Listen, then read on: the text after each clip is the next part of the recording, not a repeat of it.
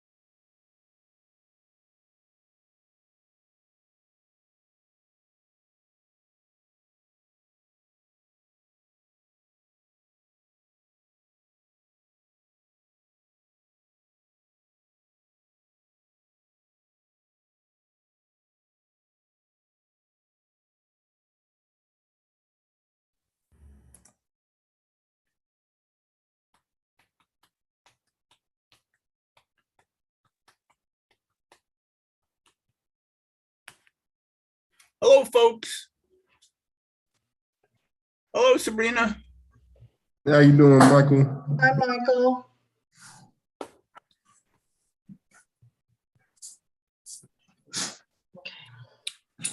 Hello, Colleen. Hello.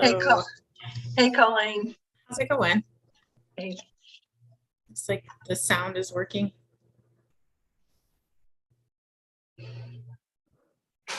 Hello. Not a big sign up for this evening's meeting, huh? We're losing our allure.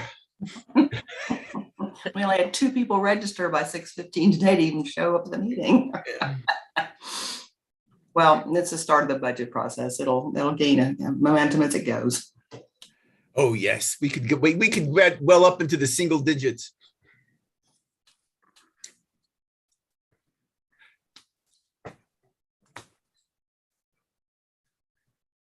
All right, sorry, I had to my notes. Okay.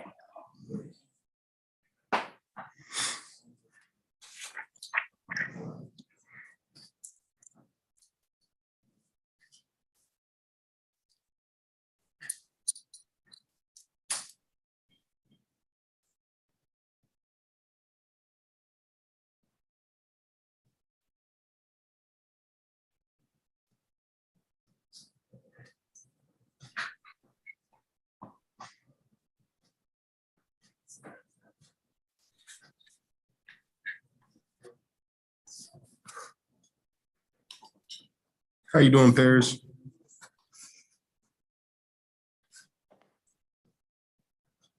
Hi, good afternoon, everybody.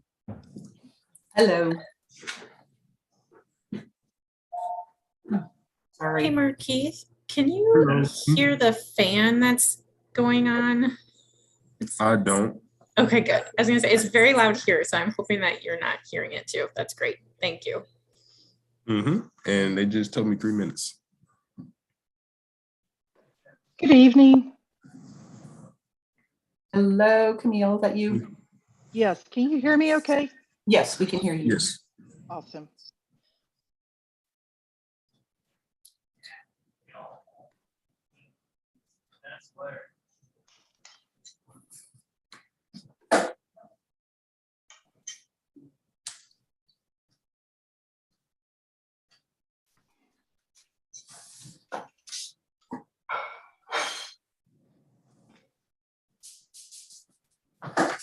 How you doing, Maurice? I'm doing well, sir. How are you? I'm well.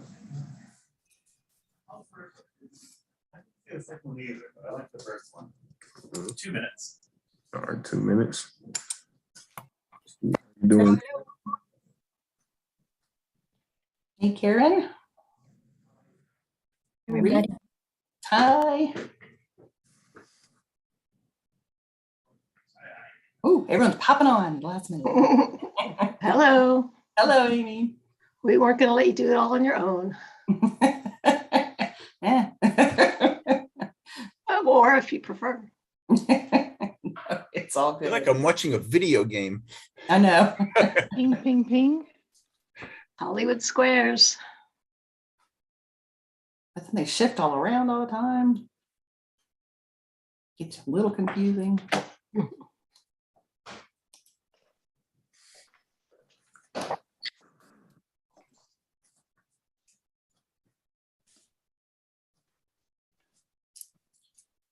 One minute. 1 minute.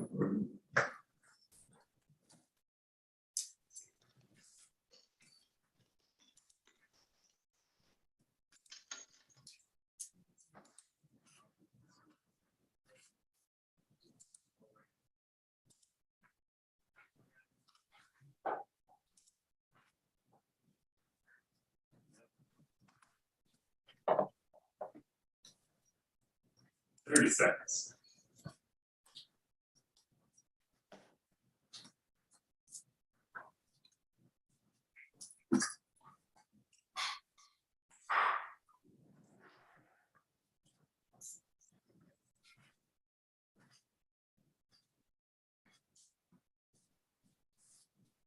Ten seconds.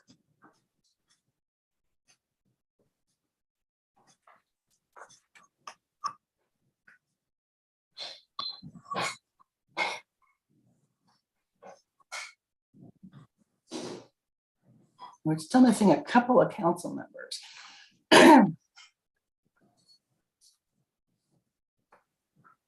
Are we ready to go? Yes. Okay. Well, good evening, everybody, and welcome to the April 13th, 2022 work session for the Chapel Hill Town Council. We're pleased that you have joined us tonight, however you have joined us, whether virtually, watching on TV, or watching at a later date. We have 3 items on our work session agenda this evening. We're going to start off with an update on the 2023 budget, which will be followed by the transit updates for both Chapel Hill Transit and the Orange County Transit Plan.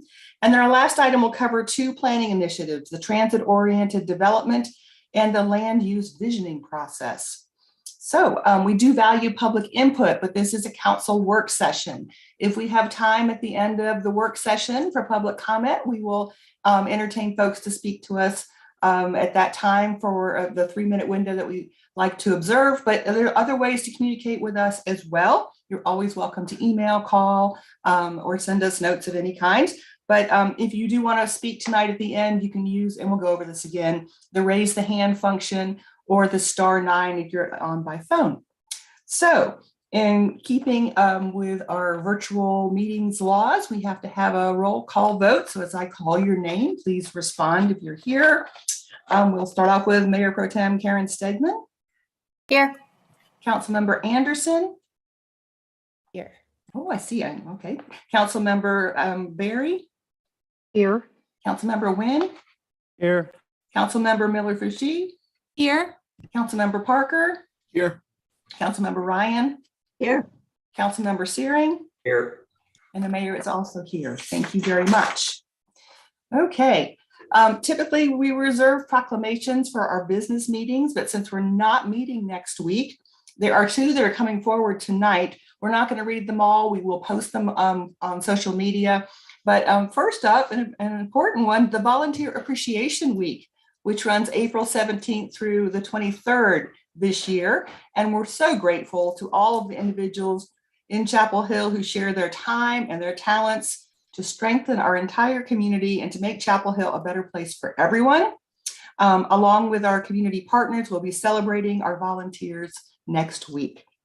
Also tonight, we want to show our appreciation to the Chapel Hill Voice Choir, which is celebrating their 40th anniversary in Chapel Hill this year.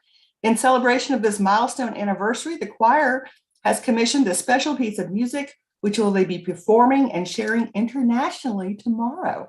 So congratulations and thank you to the Voice Choir for sharing the gift of their music with our community for 40 years. All right. We do not have a council meeting next week, as I said before, but we do have one on April 27th.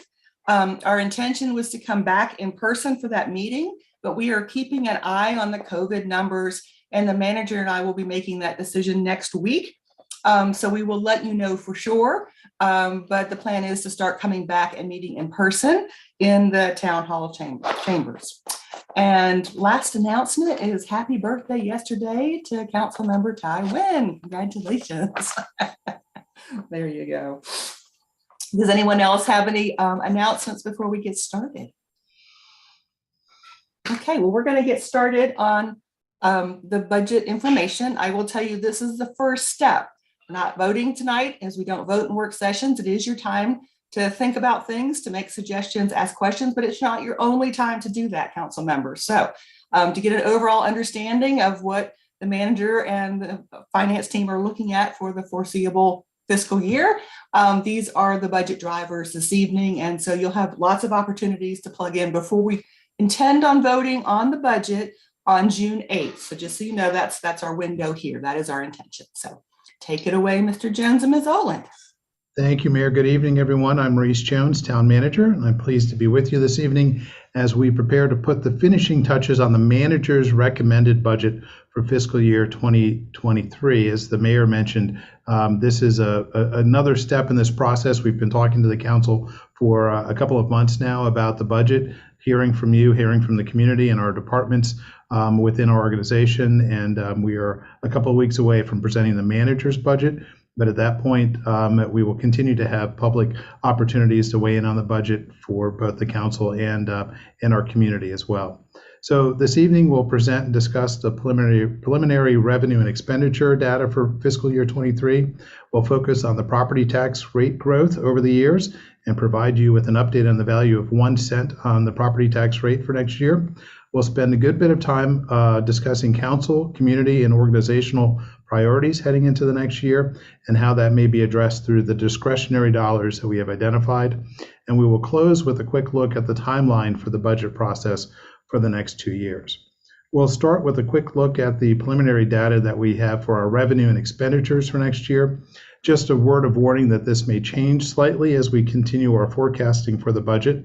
On the revenue side, as always, the property tax is the largest of our revenue sources, making up 40% of all resources, followed by the sales tax at roughly 26%, state shared revenue at 10%, charges for services and licenses and permits combined for about 10%.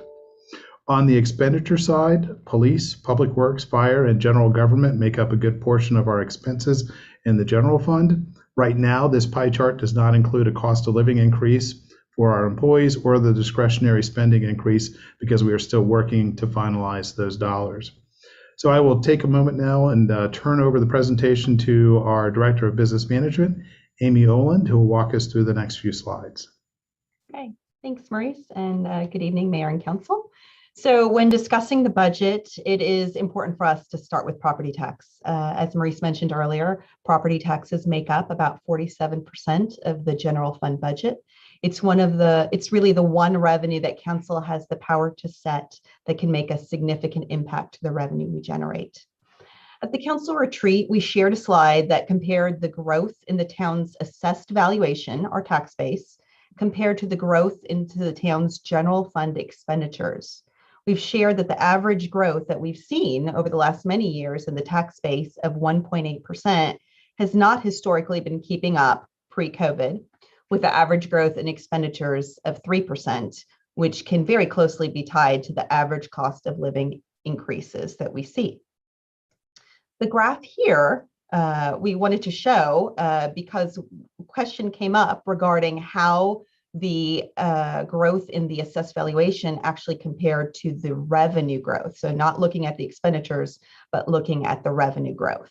So we've charted here specifically related to both our assessed valuation, the tax base, and the general fund portion of the tax rate.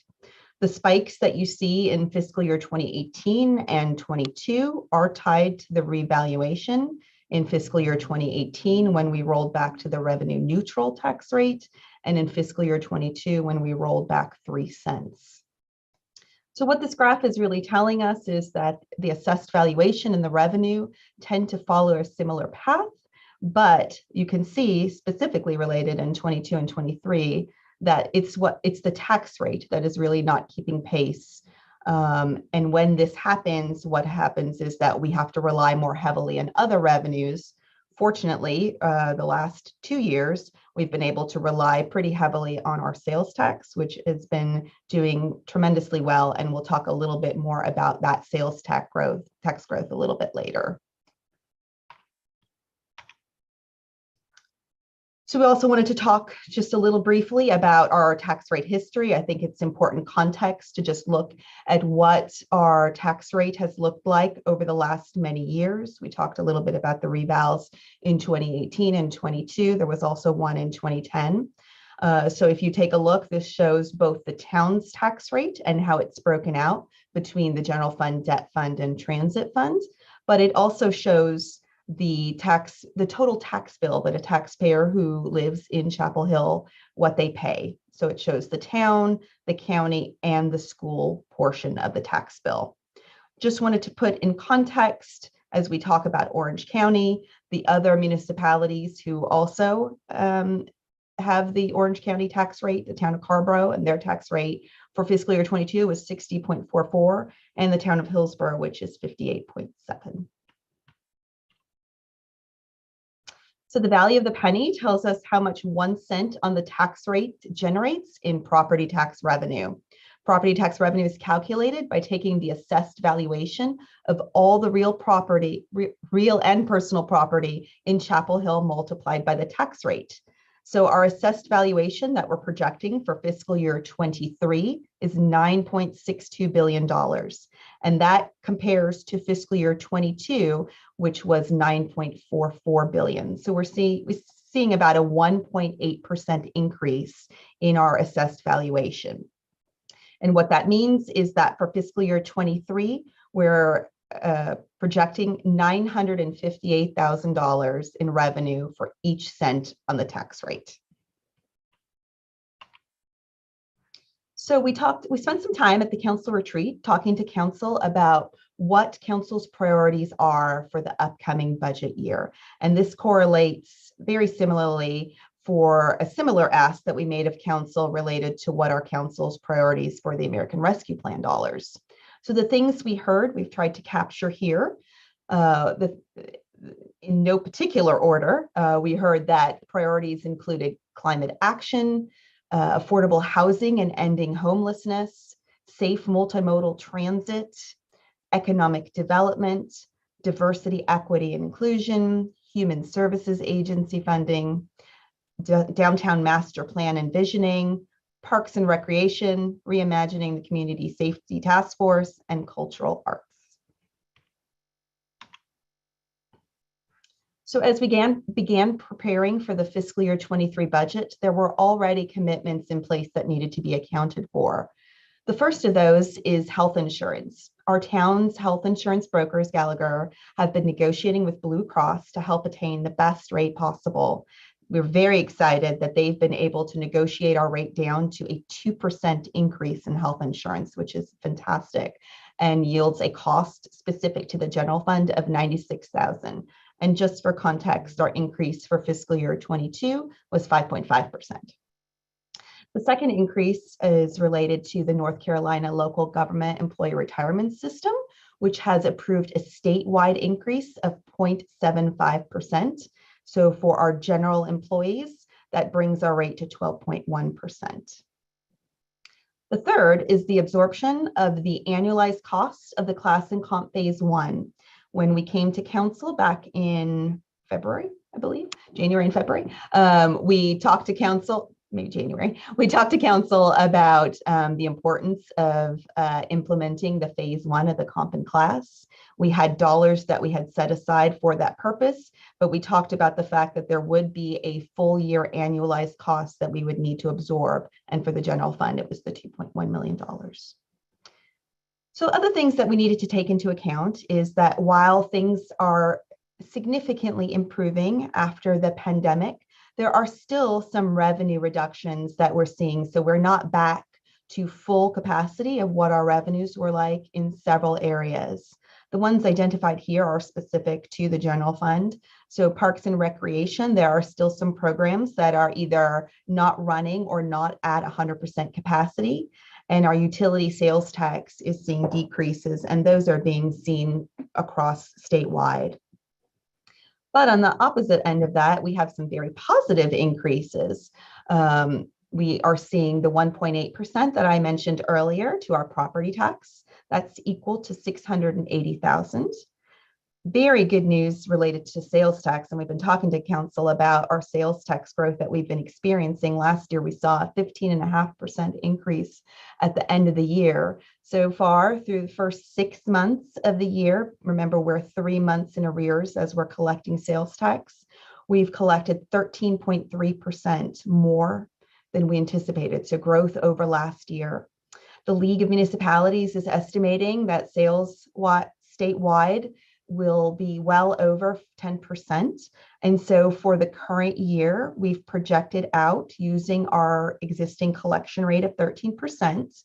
And for next year, we feel pretty confident based on trends that we can project an increase of 6% and that is still conservative.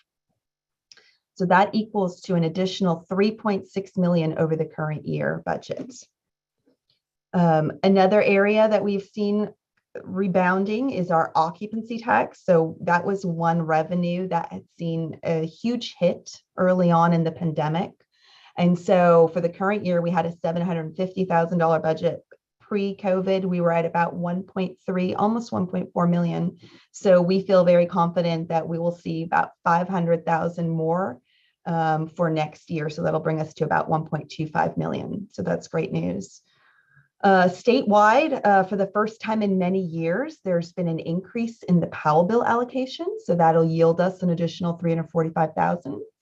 And then unbudgeted for the current year, our school resource program did wind up coming back. So there's a positive change from the current year to next year's budget of about $432,000. And so now I'm going to turn it back to Maurice. Thank you, Amy. So council, putting together a budget is a balancing act. Our goal is to present a budget that balances the wants and needs of our community with the revenue that we have on hand. At the moment, we are forecasting in the range of $1 million in what we're calling discretionary funding for next year's budget. That's a healthy amount of money, and we're fortunate to be in that position. But I do want to stress that it is nowhere close to addressing the many needs that have been identified by the council and our community and our organization. So we'll spend the next few slides going over some of the areas that we have identified for potential funding next year. This is according to discussions that we've had with the council, our community, and our staff over the last couple of years, actually. And I just wanted to emphasize, as we're going through these slides, we've put some dollar amounts on there. Those are dollar amounts that we're just kind of placeholders for us right now. They may go up or down depending on what happens over the course of this discussion, and of course what happens in the next few weeks as we prepare the budget for you all. So some of the council and community interests that we've identified based on what we've heard from council is to improve bike and pedestrian safety here in town, to help initiate our Vision Zero effort that council approved the initiative last fall. And we've got a Vision Zero committee that's in place to help us move forward with implementing some of those ideas. Some additional funding for our climate action. In our current fiscal year, council appropriated $470,000 for climate action. We're looking at maybe another $100,000 for next year. We've also identified areas to improve our DEI efforts, which includes implementing the many of the recommendations from the Reimagining Community Safety Task Force.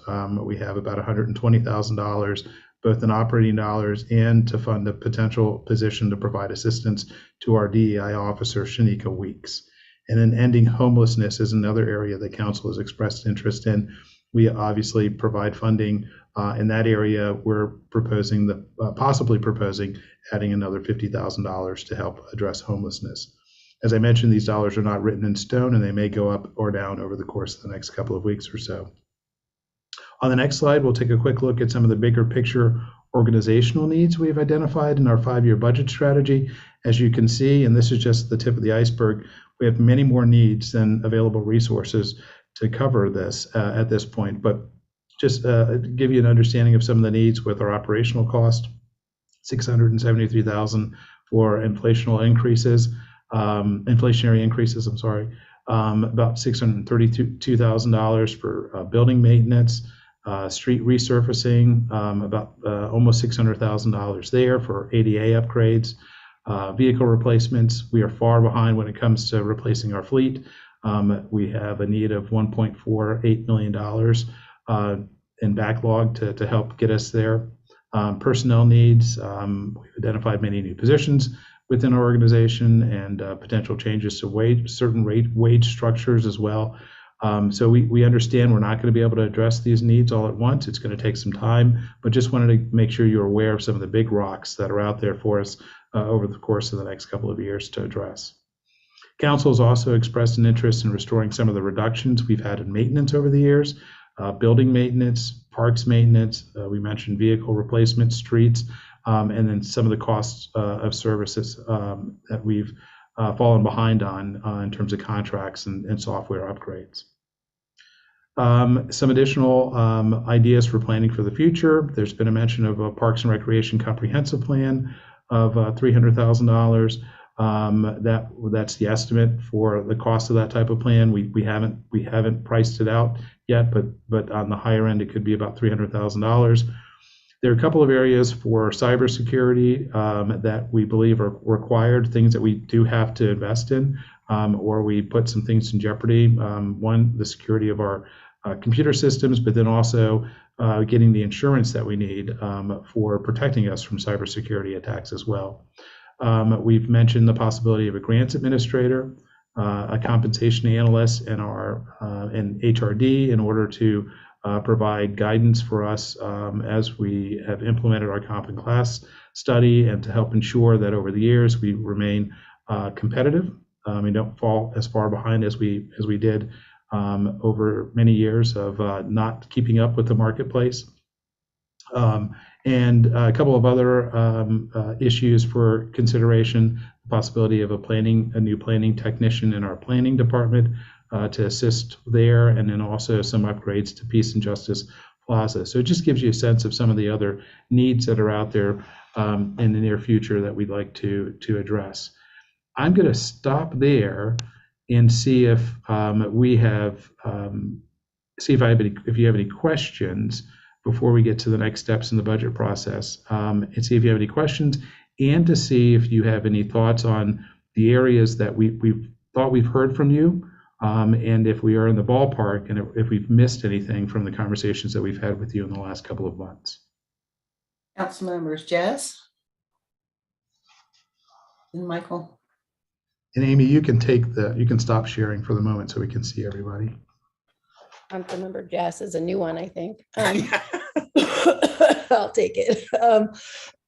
Maurice, I'm having a little bit of trouble putting together what we're doing here with the various other funding sources like ARPA. So that's something, maybe it's just for a future meeting, because I think I've said this before. I just care that we do our priorities. I don't necessarily care where we get the money, like couch cushions, whatever. But I think it would be helpful just to know, like, what are we doing holistically? And then sure, we can break it down by which funding source. So I'm just having a hard time knowing if all the things that we've talked about are here, just because I don't know what's over there, or I can't remember. Well, one of the things that I think we had a discussion recently about ARPA at CCES, I believe, and we talked a little bit about what council's interests were there. That's helping us kind of guide the development of the process for that, which will include, it's still kind of preliminary, but several different buckets. One area would be Parks and Recreation, right? There's a real interest on the council side to address some of our Parks and Recreation needs, both in terms of maintenance and things that we have to address. We've talked about the artificial turf, for instance, at Cedar Falls, but then also to maybe look at some new projects that we could invest ARPA dollars in. There was a discussion about providing support for downtown and possibly master planning downtown, doing some work on it from an infrastructure standpoint, streetscaping, that type of thing in downtown. That's another bucket of money that we think will probably suggest that council use ARPA funding for. There's about $500,000 that we've set aside in ARPA funding for the community to make a decision about how to utilize as well. We've also talked to council, and we've started this process now for our nonprofit organizations to weigh in on potential projects that they would like to see funded. The first step in that process will be a letter of inquiry. We mentioned that with council last time we talked to you all, and with the hope of having an application process over the summer and then come back to council with that in the fall for you to make some decisions. So there's some big picture items and big ticket items that we think we could address through ARPA instead of having to try to address all of that through our annual budget. And so are any of those things overlapping? Like, do some of them need ARPA money and some of them need general fund money? I think that's still a possibility. We haven't made decisions about that, but I think when we're looking at ARPA dollars, we are looking at that for one-time expenditures, knowing that once we spend that $10 million, we're not getting another round of ARPA. Not recurring. That's right. And so we have focused the ARPA dollars primarily, I believe, on one-time funding. Yeah. Okay. That makes sense. Because, well, I mean, there are things on here that could be one time, but most of them aren't. Absolutely. So my other question is about the I don't remember the title, but the person who would analyze salaries.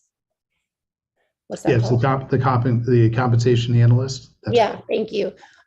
So only because this is the first time I'm hearing about it, I was just wondering if you could say a little more about it. I don't have an opinion. I'm just wondering Sure. like why that, because since I don't know, to me, I'm thinking like, why wouldn't we just get that done every couple of years? Or why wouldn't we have someone come in for a month every year to do that, as opposed to having someone full-time all the time? Well, so a couple of things. We did mention it briefly when we were talking about the comp and class study, and we mentioned it as we could take one of two approaches to this, right? One approach would be, as you mentioned, we have a market study done every couple of years, and that would help us understand where we are in the marketplace, and then we'd make adjustments at that point.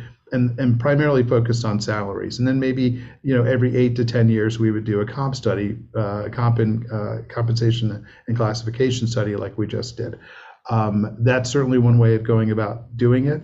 It can get kind of expensive that way. With the comp analyst, we would have someone who's on hand all the time reviewing this for us so that we don't get behind, especially in the marketplace that we're in right now, where salaries are changing considerably on a regular basis, and we're trying to make sure we keep up. Plus, there are other needs in HRD that this comp analyst could assist with. That wouldn't be their sole job. They wouldn't just be looking at compensation every single day, but we would bring in somebody who has that background, but then also can provide some additional support to HRD. Got it. That kind of makes more sense. But so I guess what I'm hearing is that it's cheaper than contracting, and that since there's other work to do in HRD, that could be a good skill set to bring on, but they would be doing other things. Because Exactly. yeah, I was a little confused about like, why would it take all year every year? Right. But yeah. That makes sense. Okay, so I guess my only request is just next time if we can see just like a quick list of the other things that are moving along with ARPA, that would help me understand the big picture. That would be We can super certainly helpful. bring that to you when we have the discussion with council in May. Yeah, that would be great. And it doesn't have to be super detailed. It's just so I can have because I forget. Sure. That would be super helpful. Thank you. Absolutely. Thank you. Okay, Michael, then Ty. Sure. So a couple of things. One is I was, curious about your allocation for ending homelessness, since clearly $50,000 isn't ending homelessness, and it basically isn't even scratching the surface. So, I think many of us on the council are looking to really make an impact on resolving homelessness rather than continuing to put patches on it. So I was curious, what you were planning for the $50,000. We don't have any specific plans for that, Councilmember Parker. If council wants to do more than that, we certainly can. It just means that there are other areas in which we do know we have some other needs, and council's expressed some interest in. We'd have to reduce in order to get there. But if council wanted to go bigger on that, we certainly could. And then the other thing was one of the priorities that was on your list of cultural arts. And unless I missed it when you were going through, I didn't see any new allocations for cultural arts right now. There's some amount of budget money that, flows through the library. And then we have about 25,000 that's allocated to outside agencies. And again, I'm getting bored. I'm starting to bore myself, but for a town that prides itself on its commitment to cultural arts, we don't do a hell of a lot. And so I think we really need to, start looking at what we can do to support the many arts organizations in our community that are in pretty severe need of, funding, a system, just as we use the Human Services Advisory Board to look at, requests that come in from that segment of our not-for-profit community. I'd like to see us establish a more robust program using the Cultural Arts Commission to perform a similar function for cultural arts organizations. And right now we're basically funding two. Yeah, and I think once again, if council has some suggestions there, we've heard council say that you'd like to provide support for the cultural arts. We're just not sure what a dollar amount is right now. We're starting from scratch there. I think we have about $24,000 that we've been providing to a couple of organizations, as you mentioned. And so a suggestion on council's part would certainly help us. you want that now or? No, I mean, well, soon. It doesn't have to be tonight necessarily, but would be helpful to know where council stands on that. And once again, because we have all these competing needs, right? And so trying to figure all that out is not always the easiest thing to do. Well, I think, Maurice, one of the questions that I, have to ask is you've made, perfectly understandably certain assumptions about what we can and can't, what we have and don't have the funding to support. And underlying that assumption then is some, guesstimate or hypothesis on your part about what we're going to do with the tax rate. So I think it would be really helpful as you're listening to this, thinking about, okay, this is your base budget and makes a certain assumption about a tax rate. But then if there are things that the council is really eager to have, then I would want to see, okay, well, if you want to spend another, would cost another X dollars to do this, and council, that means you're going to have to do something with the tax rate. And I think, rather than just sort of starting off with an assumption that we are someplace with a tax rate, and then using that as an absolute constraint, we need to see what our options are. Well, as we mentioned earlier, any additional penny is about $980,000 worth of. Is that right? 980. I can't remember exactly what the number was. 958. 968. And so that's that's a good place to start in terms of understanding how to match what we need to do from a revenue standpoint with some of the numbers that we put out there for council to understand. And we can certainly, as we're having this discussion and thinking about it over the course of the next week or a couple of weeks, because we have to finish this recommended budget, is to say to council, these are some identified areas that fit within our current tax rate. If you want to go beyond that, here's how much it's going to cost to do that. We can certainly provide that to council. Thank you. Sure. Okay, I had Ty, then Karen, and then Adam. Okay, I just had a quick question about the Parks and Rec master plan, and I think the amount you had there was 300,000. Could you just help me understand how we came to that number? Do we have an idea of who's going to do that? That was a number provided, and it's strictly an estimate because we haven't done an RFP yet. Once you do an RFP, you'll get a better sense of what it will actually take, and that's based on some of the master planning that we've heard in other communities around the state over the course of the last few years. It was our Parks and Rec folks have checked in and tried to find out what other folks are spending on their master plans. But once again, we won't know that for sure. That's why I said it's very preliminary right now. We won't know that for sure until we put an RFP out. Gotcha. Thank you. Can you hear me okay? Yes. Okay, good. I have several questions. Thank you for this presentation. Okay, where to start? One question is about,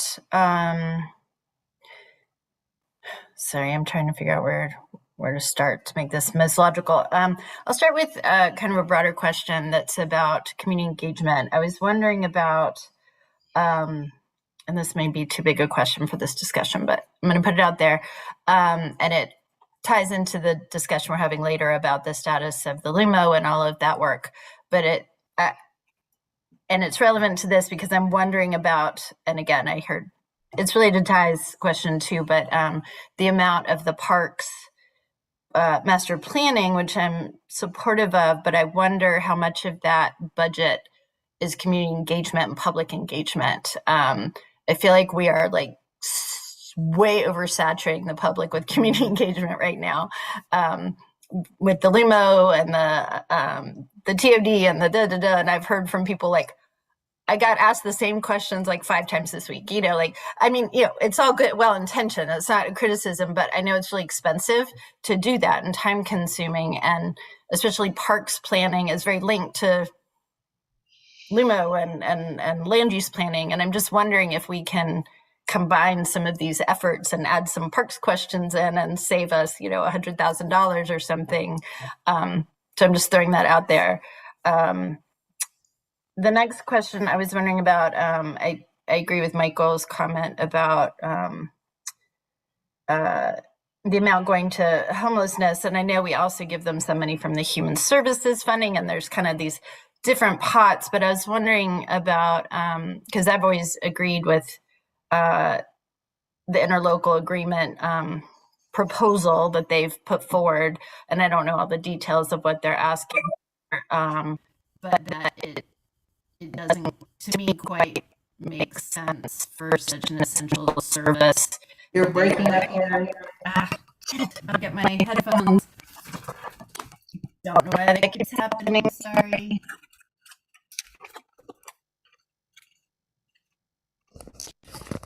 Okay, better? Yes. Okay.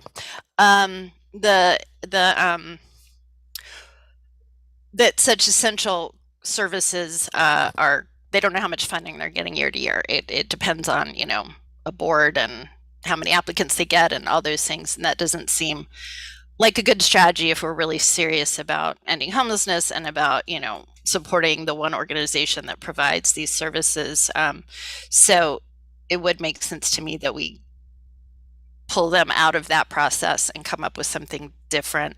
But so I was just wondering what the status of those, are you in discussion about the interlocal agreement, or I'm just wondering the status of that. I can give you information on that, Maurice, if you don't have, because I mean, emails have been going around just in the past couple of days. Okay, so my understanding, and I'm really sorry, I'm in like full pollen apocalypse, so I'm a little hazy, so just bear with me. But basically, we are reviewing the interlocal agreement.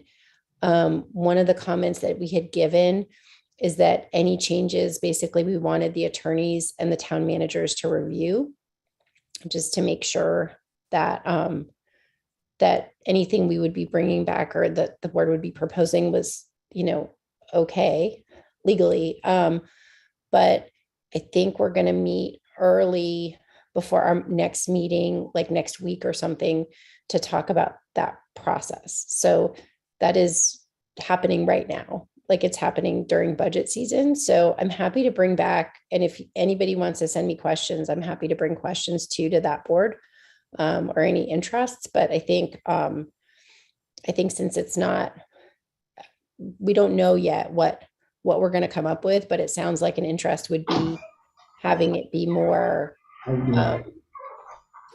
predictable in terms of what the funding would be each year.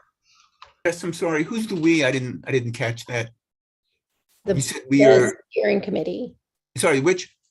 The steering committee. I guess it's the steering committee. It's the elected officials that are, I think we're called the steering committee for the Partnership to End Homelessness. Got it. Okay, that's what I was looking for. Thank you. Yeah. And I think, we have been also having conversations about how we engage our broader partners, not just the municipalities and the county, in terms of funding too. So I think that's why it's kind of a little bit up in the air still, is we're really trying to figure out, since, no one town is going to end homelessness on its own, right? So it's thinking through, how do we really engage, not just with funding, but also with potentially in-kind services like hospital care, burial expenses. There's a lot of things that we already get from partners, but just thinking through, like, how can we really incentivize our other community partners to do more.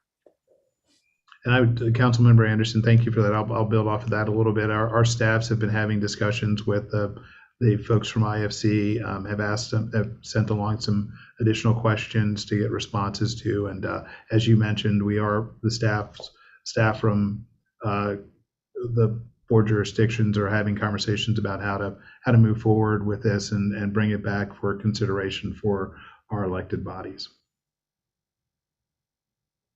Great. So are there dollar figures attached to that, or that's still kind of what's being talked about? Yeah, I couldn't tell you. I can't remember off the top of my head, but there are some dollar figures that are attached to that would require a fairly significant increase in the first year for us. Okay, thank you. My next question is, I know this was on the list of council priorities, but not on the list of proposed funded activities, what is the status of the RIC's,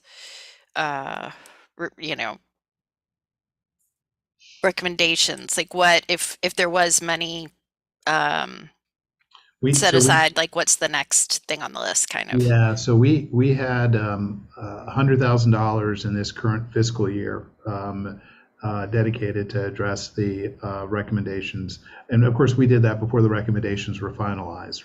We just put it in as a placeholder. We have spent, I think, $36,000 of that towards the additional SORAD position, which they're, I think, in the process of hiring right now. So the rest has been, maybe a little bit's been spent, but not much more has been spent. We've taken some steps. We provided an update a little while ago to council from a staff perspective to address policy issues within the police department and elsewhere. And Shanika Weeks and Chief Blue have been working pretty closely on those. A number of those policy issues are going to CPAC for consideration and discussion. And we've been having some discussions about how to make sure we can get that in front of CPAC for advancing over the course of the next few months or so.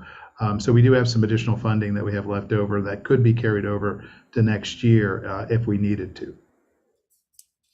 Okay, and that brings up another question I had is, so has the county approached us about continued funding for SORAD, or do we know how they're covering those positions this coming year? Yeah, I do not have an update on that, but we can certainly provide that to council soon. Okay, thanks. Sorry, I'm almost done. So I know this past year we increased the human services funding amount, and we're keeping it at that new level? Well, yeah, we're considering increasing it. We haven't decided how much it would be increased this year, but it is something that we're talking about. Once again, that'll be based on the conversations tonight and how much we might be able to do, and then what other needs we have. But one of the things that we have talked about, we talked to council about last year, was maybe putting in an escalator of some sort each year, so that we have a steady increase in that funding, because we know the needs are pretty vast for our nonprofit agencies that are doing such good work in our community. Mm-hmm. Instead of just having that flat rate and then all of a sudden trying to catch up in 1 year. That makes sense. I would be definitely supportive of that.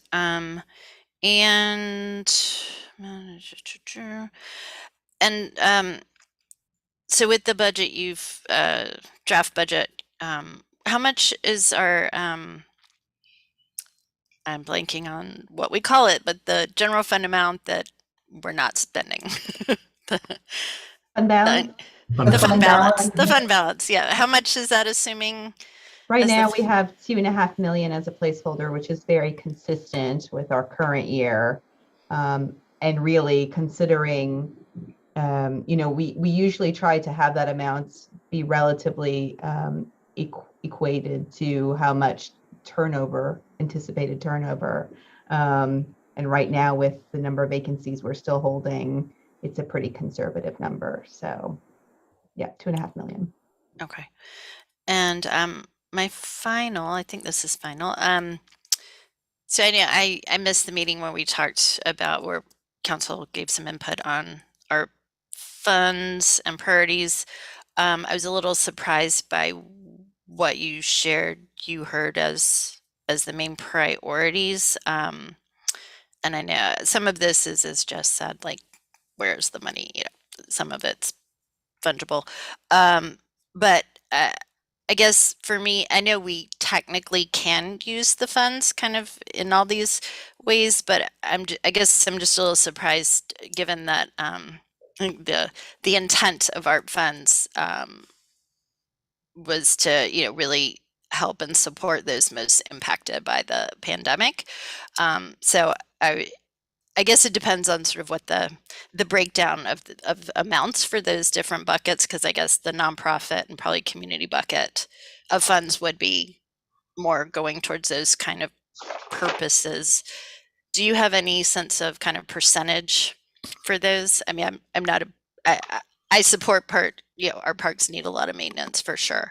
I'm not opposed to it, but just. Yeah, we don't have percentages at this point. I mean, that was Okay.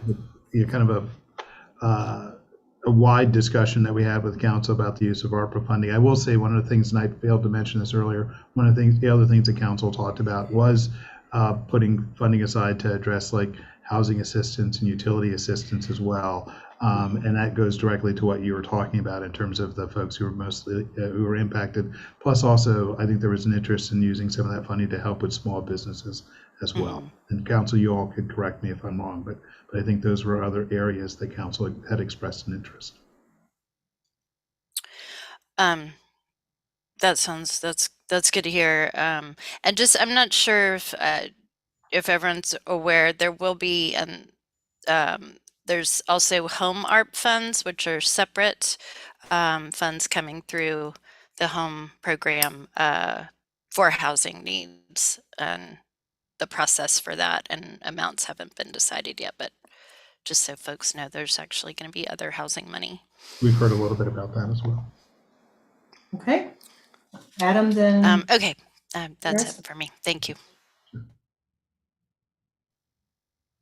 Yeah, just a few things. So first of all, we were talking about the ARPA funding. I mean, I would just want to echo what Jess was saying, that I think this needs to be, the 10 million that we have needs to be part of these budget discussions, and we need to see it all at once. This is one-time money that we can use for our one-time projects. The federal government has been crystal clear that we have complete discretion on spending it on governmental activities.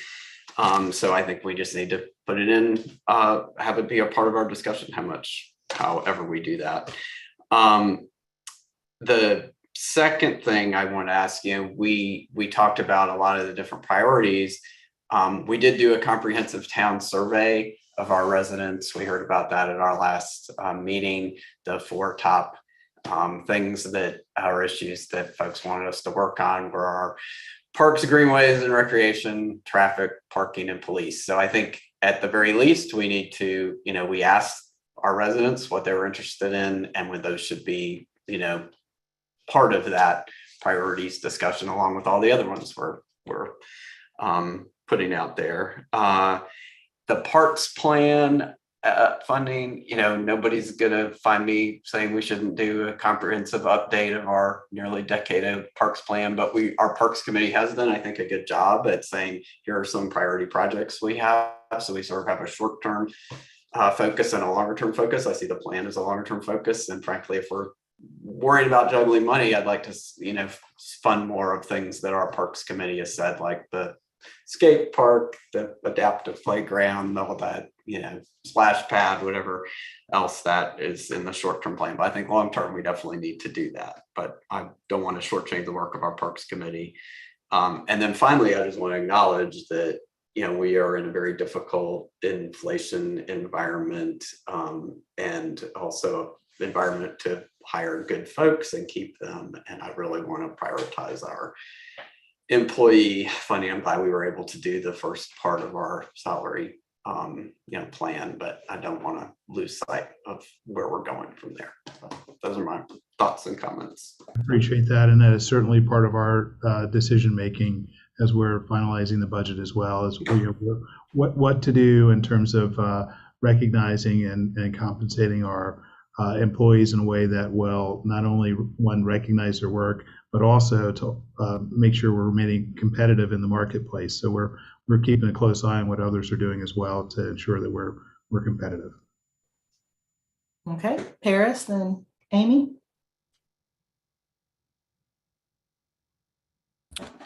Good evening, everyone. Thank you.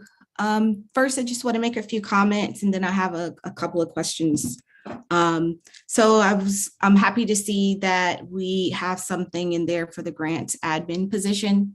So that's going to be really great. And I'm hoping that the position will, help pay for itself with all that, hopefully the grants and stuff that we'll be able to pull in to help fill in the gaps where needed around our expenses. Just want to echo Councilmember Parker's concerns about that 50K. Yeah, that number is really, really low. And so we definitely need to have a clear understanding of some numbers that are going to need to be put towards that, what our role, this municipality's role will be in helping to end homelessness. Again, we know and understand that it's a partnership, and but I want to make sure we've got some real skin in the game where that's concerned. Next, I'm thinking about our downtown master plan and what that means in terms of like the amount of funding that we're giving to the downtown partnership, and whether those numbers are adequate at this point in time when we're thinking about our master plan and that partnership, and making sure again that things that we want done, that they are able to actually help us in being able to carry out. So just wanted to throw that up. Also, the priorities that have been put forward. Of course, you all weren't able to capture everything from our retreat. And so I really want to, again, bring forward the stipends for council members. We have a compensation analysis position, and that is going to be looking at staff and making sure that we are making sure our staff salaries are keeping pace with inflation. And I think that it's important that we do the same for those who serve community members. I know Durham recently increased their stipend, and that was something that was expressed interest in with council at the retreat. And so I think it's important that we have that included in this budget. We need to have that conversation, what that looks like, what the metrics are, but minimally, for me, the floor is number one, equity has to like lead that conversation. Folks should be able to live in the town in which they serve. And I know personally someone, you know, on this council who struggled with that. And so we want to make sure that we are creating a political ecosystem that is equitable and allows diverse representation on our council. So just wanted to say that I'd like to see that included somewhere in this budget, and for ongoing conversations and any numbers brought forward, how we came to those numbers. Yeah, Councilmember Miller-Fushi, that is certainly something that we're talking about. We don't really have a number that we're working with on that, but it's certainly on our radar. Once we have a better understanding of what council's interests are there, we think that's something that we can easily try to address as part of the budget.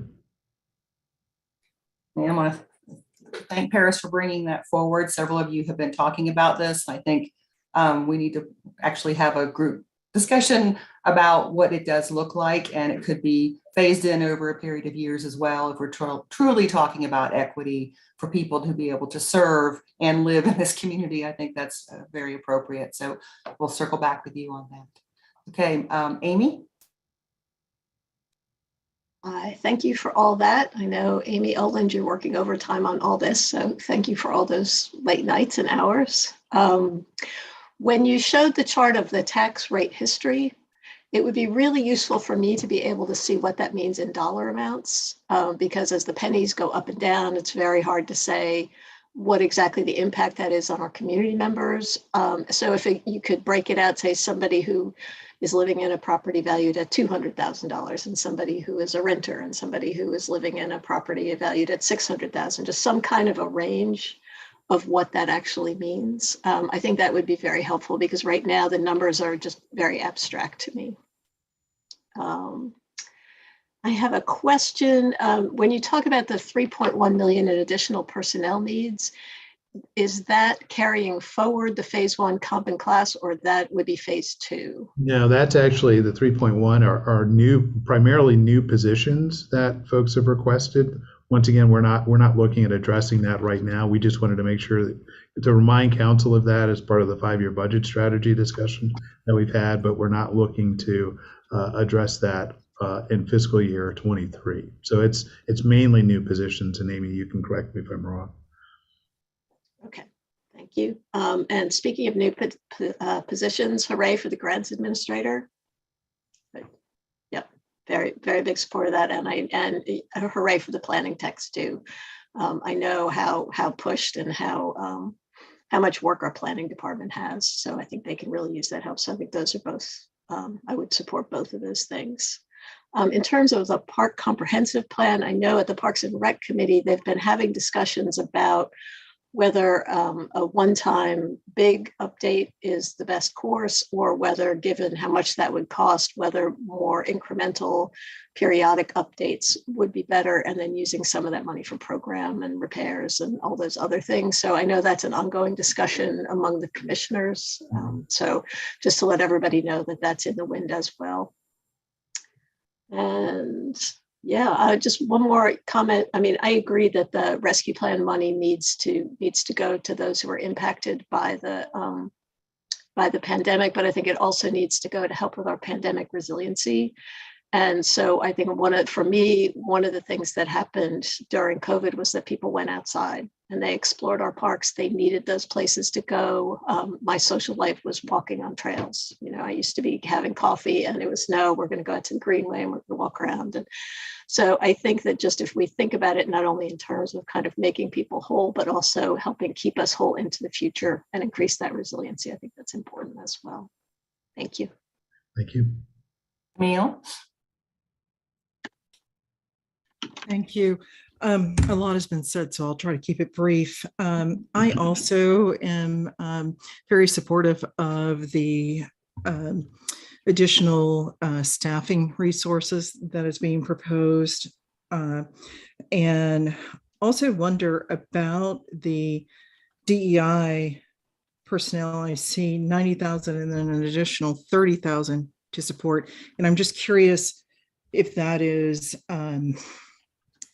going to be sufficient as that work continues. And maybe I missed something. I've been trying to pay attention. So I'll be looking at that closely to see, because I do worry about, and I've said this before, the one individual that we have dedicated to this effort being overtaxed. And I want to make sure that we have the financial resources to provide support to that position.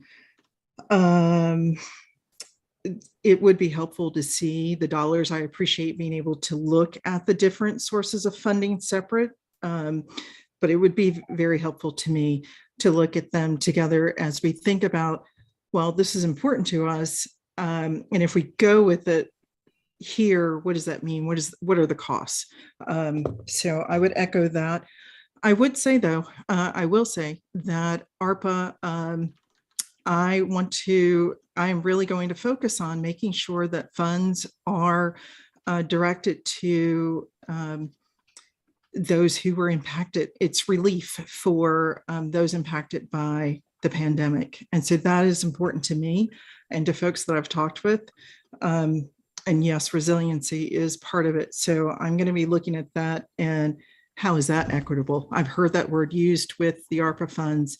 And in the first paragraph on the White House page for this, they say that they want to address those who have been impacted with particular interest to people of color.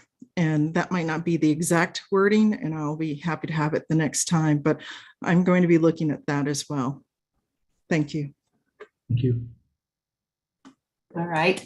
Thank you all for your comments and thanks for this presentation. I have some hesitations that I want to share with you, and I have some updates. One, just because it's top of my mind, is we are looking at having our June 1st work session be on our Parks and Rec system and what we have, our maintenance needs, what the requests have been, just so you get a deeper dive into that issue and so that you can all understand that. Next is, we have an overage still in our fund balance from prior year, and I'm thinking we'll probably end up with another one this year. So we have some flexibility if there are burning issues.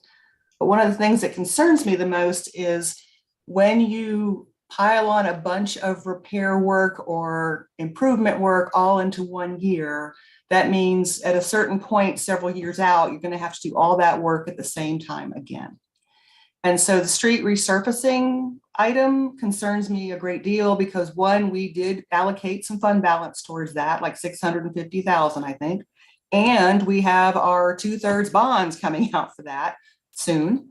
And that is a lot of work all piled up. And in my mind, that's going to take us a whole year to do that work anyway. And I don't want to be looking at, close to $9 million in the future. I don't know how long street repaving lasts. I know with roofs, you estimate 15 to 20 years and you hope you can get the 20, but you don't try to do 3 building roofs all in 1 year because that means 15 years out from now, you're doing 3 roofs. You want to stagger them across a period of time. The same with the vehicle maintenance, the vehicle replacement policy. I wish you would come forward with how many vehicles, what it's looking like, that we should be doing a set amount per year towards that, not 27 vehicles this year and 3 next year. That's just not going to be good because, again, however many years out, you're going to be looking at that same rotation. So I think there's other things on the list that could have other sources of funding. I'm very much supportive of the grant administrator. I think we miss out on a whole lot of opportunities that we just don't have time to investigate. And I know our staff tries really hard to catch them in the different departments of what's going on, but some are more fruitful than others, and some take more time just to get a small amount of money. And we need someone to really evaluate those situations. I would like to see us also look at the ARPA list along with these lists of additional requests, because ARPA is one-time money. I see an item like Peace and Justice Plaza being one-time money, but if it's something that doesn't make it, let's say if for some reason, just an example, it doesn't make it in either one of those buckets, but we really want it, we still do have some fund balance overage that we could choose to spend. I'm not saying we're going to, but we have some flexibility here to take advantage of the good financial situation that we're in right now. But I also don't want this good financial situation to set the course for what happens again in 7 to 8 years. That we can't match that. I'm hopeful that we could, but when you're doing additions to your operating budget, it's very difficult to pull them back out again. None of us like to give up a service or an activity that we're already doing. So we need to be very conscious of what we put in there. And over the years, things like the downtown partnership, which was brought up, we've been clawing back some of the money every year, building that back up from the municipal services district tax instead of hitting it all at once because we weren't sure we could balance that out. So I think there's processes in order to get us to a good operating level with additions, because we had growth. So there's going to be additions to our budget. I just want us to think about what really needs to be in operating, what really could come out of transformational ARPA money, and what really could come. None of those things really fit the capital budget, but we've talked about the 5-year budget, planning session. We just spent $975,000 on a fire engine we didn't even know we needed. And think about how all those play together. How do you remember to budget for those items across time versus being hit with it in a year that it was just fortunate that we had the monies to do it? I don't know what happens when we don't have the monies to do it. So I don't think those kinds of surprises are very healthy for planning in a government budget. I would like to see council stipend increased. I truly believe it's an equity issue. The amount of work and time that has to go into being a council member means that a person has to either have their own means or give up time at their other job, which could put them into some kind of jeopardy or stress situation, or has to pay for childcare, or there's other expenses. And I just don't think this level of stipend at this point in time justifies, and it hasn't risen with the times at all, and inflation and all that. So I'd like to see a 2 or 3 year strategy, and I'd like us to get together and talk about that. We're not talking about a large impact to the budget, but it would be an ongoing impact to the budget. There are 9 of us. And so we need to take a look at that. Whenever we're going through the travel budget, and I heard that from a couple of you that we didn't spend it, the last 2 years, we didn't spend much travel budget. That contributed to that fund balance overage, just so you know, that's there. And so there's positives and negatives to that, but we'll work towards seeing what we can do to help with the situation, because I think it helps to let a broader variety of people apply themselves to be in elected office for this community. So I think that's important, to bring all voices. It shouldn't just be people who can afford to do it. That's not right. So I'm happy about that conversation. There's some other things in that list, but I want to wait to see what else you have in the presentation. I know we're going to be talking about transit as well. I know we've had other opportunities to give input. I hear you on the community survey. It's interesting because we got really dinged on street repaving. We haven't done a lot since then, and that wasn't a top priority this time in the survey. So I thought that was fascinating too. So we're in good shape financially. We've got some good things we need to do. We need to help people who were impacted from COVID. We have been helping in good ways. We've got some ongoing help that's continued on, both with families and businesses. We're trying to do our best towards that. We also have a lot of construction projects going on all around town.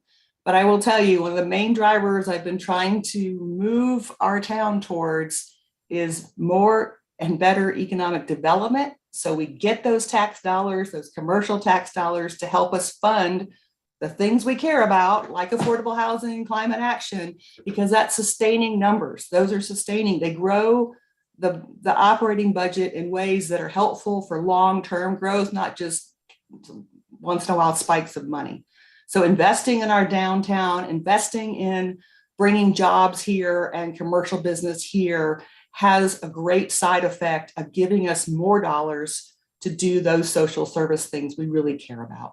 So I know it sounds like, oh, we're just, we're investing in the downtown and not in people. It truly is about investing in helping our community by growing our commercial tax base and our local jobs. And that requires investments in infrastructure and things like that and policy changes. So it's a long-term strategy that's starting to pay off. You saw our sales tax numbers raise. We do know a lot of that's from people staying home and ordering, but we've brought in Wegmans, we've brought in Target, we've brought in some other commercial businesses that have actually been contributing to that number as well. And we're in far better shape because of it. So lots going on. I also will say we've asked before that we get these kinds of numbers a day or two ahead of the meeting, because even I was struggling to zip through and sort of comprehend it. And it's hard to have a knee-jerk reaction to budget numbers. It's just really helpful to have at least a night to digest them. So I love spreadsheets, so I'll spend time, but I was crunched. I didn't have the time today at the time. So please, if we can get them earlier, you've heard that from us before. Okay. Move us along to the next.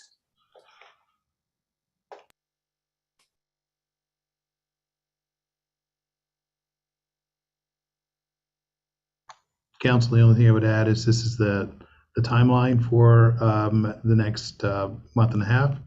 We'll be presenting the manager's budget on May 4th. We have a public hearing scheduled for May 18th, a work session on the 25th, another work session on the 1st if necessary.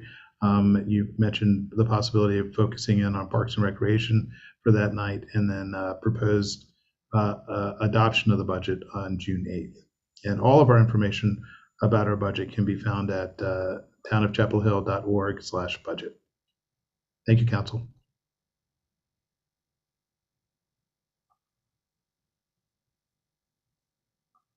Okay, are we going to move on to the transit budget? Yes. Thank you.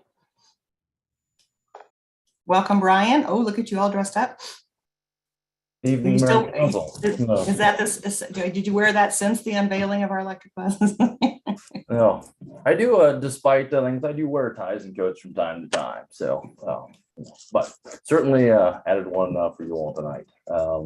So thank you for your time this evening. For those that don't know, my name is Brian Litchfield. I have the privilege of serving as your transit director, and I'm here to provide an update on the 22-23 budget for transit, kind of as a follow-up to the general fund conversation.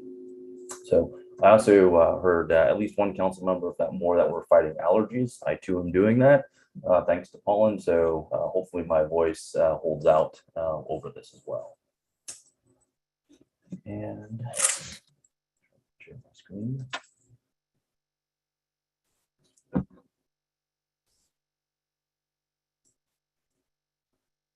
Okay.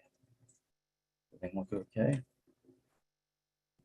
All right, and before we start talking about budget, I did want to take a few seconds tonight to congratulate one of our transit operators, Miss Amy Edwards, who yesterday was awarded the NCPTA, which is our State Transit Association, Driver of the Year Award for 2021. So I wanted to take time to recognize that, because a lot of what we're going to talk about tonight, a lot about what we talk about not only with transit, but also many of the other services that we provide as a town are the result of work by folks such as Amy, who has happened to work for 34 years with an absolutely perfect safety record.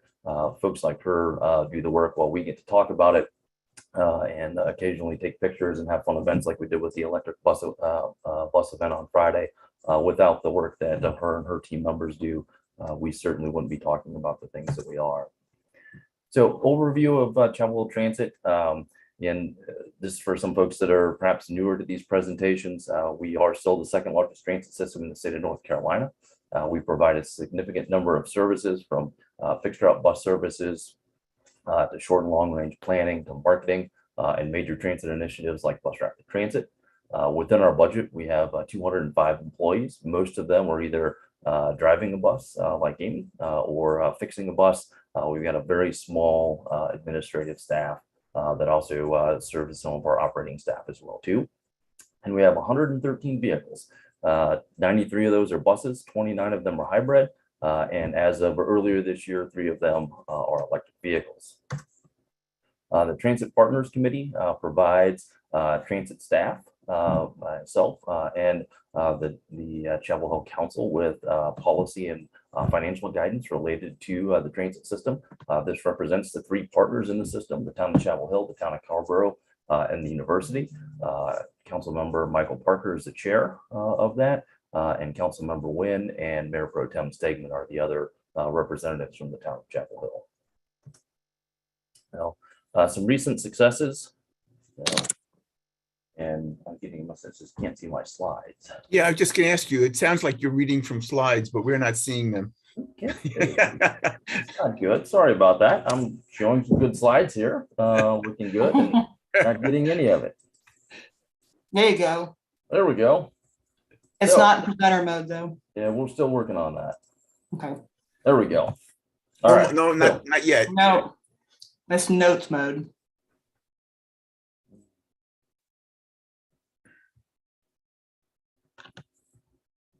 Well, the good news is I don't have a whole lot of notes in here for you to see. Actually, it's not notes mode. It also shows the next slide. Okay, sorry about that.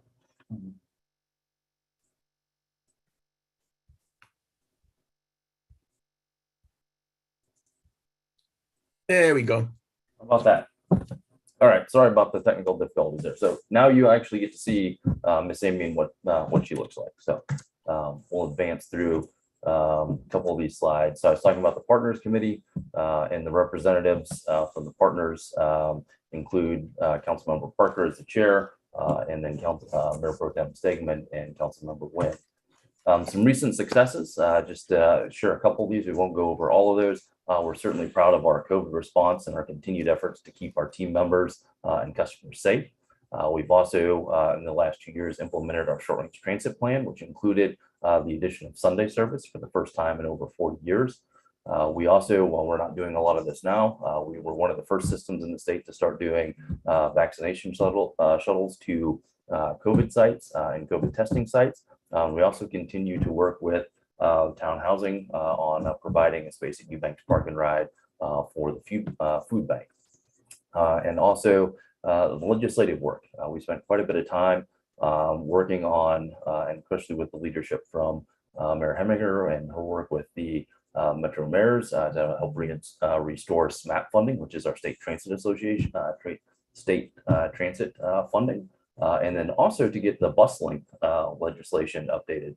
Work very closely with some senators from Durham and other places throughout the state to adjust the bus link legislation that would allow us to operate our articulated buses along our BRT corridor and other places, not only in North Chapel Hill, but also throughout North Carolina. As far as customer survey, very similar to the town, we utilize ETC to do surveys of our riders, and we do those every 2 years. We have not done one since COVID, but this just again gives you a sense of not only our demographics, but also what our customers are looking for. This has helped drive the development of our short-range transit plan. And as you can see, some of the things we've started to accomplish via the short-range transit plan, such as improving Sunday service and starting to improve bus stop amenities. But again, this gives you a sense of who is utilizing the system, which again is a broad spectrum of our community, and some of their interest in how we utilize that information, along with the information we get from the community survey, both in Chapel Hill and Carrboro every year or every other year, to develop our short-range transit plan and our service development. So our current budget, just to give you a sense, the adopted budget for the current year is $26.3 million. 16 million of that comes from local contributions through Chapel Hill, which is 5.5 million, the town of Carrboro, which is 1.9, and the university, which is 8.5. So how that formula works is the university pays for 100% of the cost of the services that we operate for them. So, and if it wasn't for them, we wouldn't be operating them. So like the Friday Center Express, the RU on campus, those sort of routes, the university pays for 100% of the cost of those. Then we subtract off our revenues from other sources, and the rest of the costs then for the system are then shared between the three partners based on population. So Chapel Hill has the largest population, so we cover about 45% of that. University has the second largest, they cover about 40%, and then Carrboro makes up the difference. So that's how the share between the three partners breaks out. Again, just to give a sense of scale, the $1.9 million that Carrboro contributes is the single largest budget outlay for the town of Carrboro. So they're a little bit less than the other partners, but it's a significant outlay for them and the size of their overall budget. We have 1.9 million in federal funding, 2.6 million from the state, which is the SNAP funding that I talked about. 3.3 million comes from the Orange County Transit Plan. That number has grown over the years, but that also includes funding for our BRT project as well too. So that's not all funding for operating. And then 2.26 million in other. I know it's a big category for other, but that includes revenues from things like advertising and Tar Heel Express and contracts with other service providers and other revenues that we get from grants and other things like that. So there's a significant number of things that go into making that number up. So as we look at the budget for next year, some things that we're thinking about and think that you should be aware of. The labor market challenges that we and many others have experienced, we expect those to continue to impact transit and other similar sectors through the upcoming year. Some key budget challenges for us are compensation. Personnel is a big part of our budget that you'll see later. Fuel, we've benefited significantly over the last 2 years from peak COVID fuel pricing. We entered into contracts really early on in the COVID timeframe. We also reduced service, so we were able to utilize those savings based on a reduced number of miles that we were running, reduced number of hours, and the prices were incredibly low. For example, we're still to this day paying 73 cents a gallon for gas. We're paying about $1.25 a gallon for diesel, and those prices are nowhere near what we're seeing on the market right now. Health insurance, although the number that Amy shared earlier today is good news. So that's less of a concern for us. 2% is certainly a much different number to tackle than 10 or 11. But we're also seeing increases in parts and materials. Inflationary costs that were mentioned earlier are impacting that. And then just the overall cost of production and other things like that are beginning to impact the things that we need to utilize, not only for our facility, but also for our buses. And then also our facility continues to age.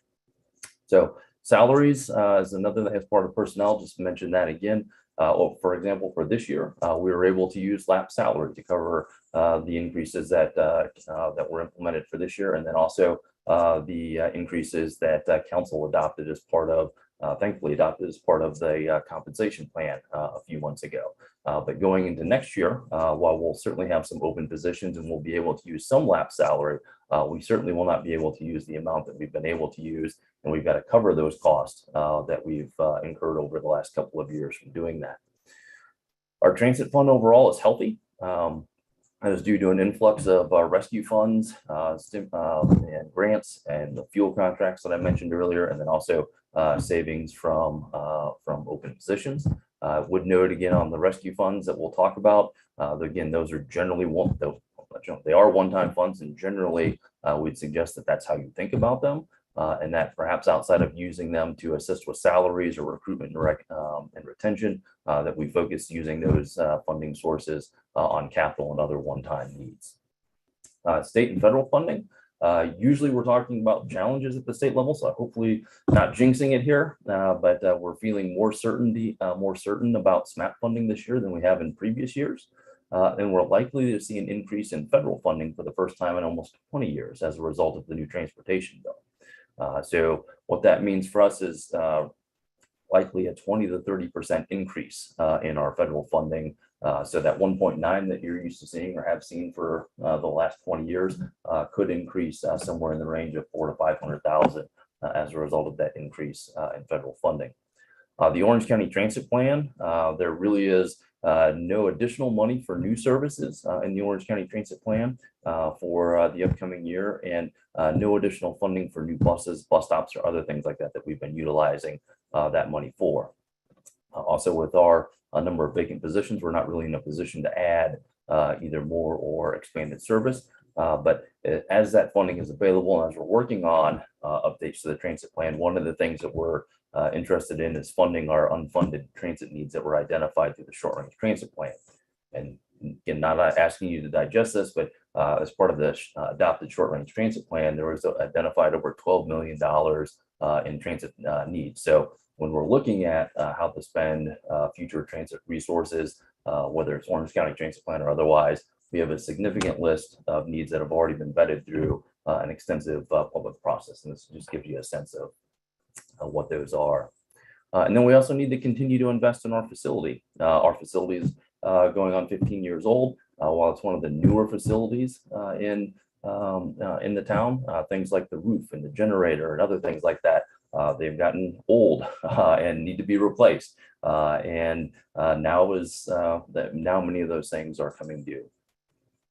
So our priorities for the upcoming year: maintain our existing services. Obviously, there'll still likely be some impacts from our staffing levels, but we don't know exactly what those will be at this point. We'll continue to work with our funding partners on those, and where possible, we'll continue to work with third parties to contract for some of those services, but there likely will still continue to be some impacts from that. We'll utilize the short range transit plan to guide our capital investments. We'll talk more about that. We'll use Orange County Transit funds to assist with service and capital needs. We'll manage with our state and federal revenues. Again, whilst the federal side is going to be increasing, again, it's not enough to cover the needs that we have. And then also minimizing our discretionary spending and focusing on making sure that our assets are safe and in good repair. So again, just a quick overview to give you a sense of our revenues. Again, this is a pie chart that shows how the revenues break out. You can see the 8.5 that I mentioned earlier with the university.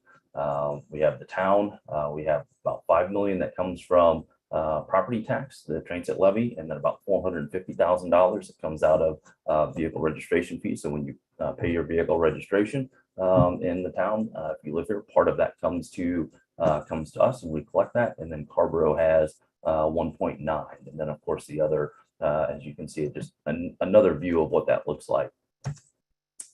From an expense standpoint, as I mentioned earlier, heavy on the personnel. That's a significant part of our budget. About 60% of our budget is personnel. So we can talk about other things, but a big part of what we do is people driving buses, fixing buses, fueling buses, and it takes resources to take care of those folks. And then one of the other large categories is fleet maintenance. So all the parts and everything that goes into our maintenance, as I mentioned earlier, that's an area where we're seeing inflationary pressures. Diesel fuel makes up about 5% of that. And then as an enterprise fund, we also pay back to the general fund additional resources. The current budget about 1.3, but that number is based on our personnel, and the number varies again based on the overall personnel expenses. So again, just to give you a sense of what things look like as we start talking about how we can impact the budget, on the top, again, you see personnel about 60%, a little over that. Facilities and maintenance makes up 13%. Everything else is much less than that. Even diesel fuel, which has certainly an impact on us as prices go up, that makes up about 5% of our overall budget. So again, just a different view and different way of looking at that. So what does it mean for us in our partner contributions when we have expense changes? And this is only looking at the partner share. So this assumes the university would pick up their share through their 100% expenses. But then after that, if there was an increase, how it would affect Chapel Hill, the university, and Carrboro. Again, remember, this is a part where costs are shared based on percentage of population.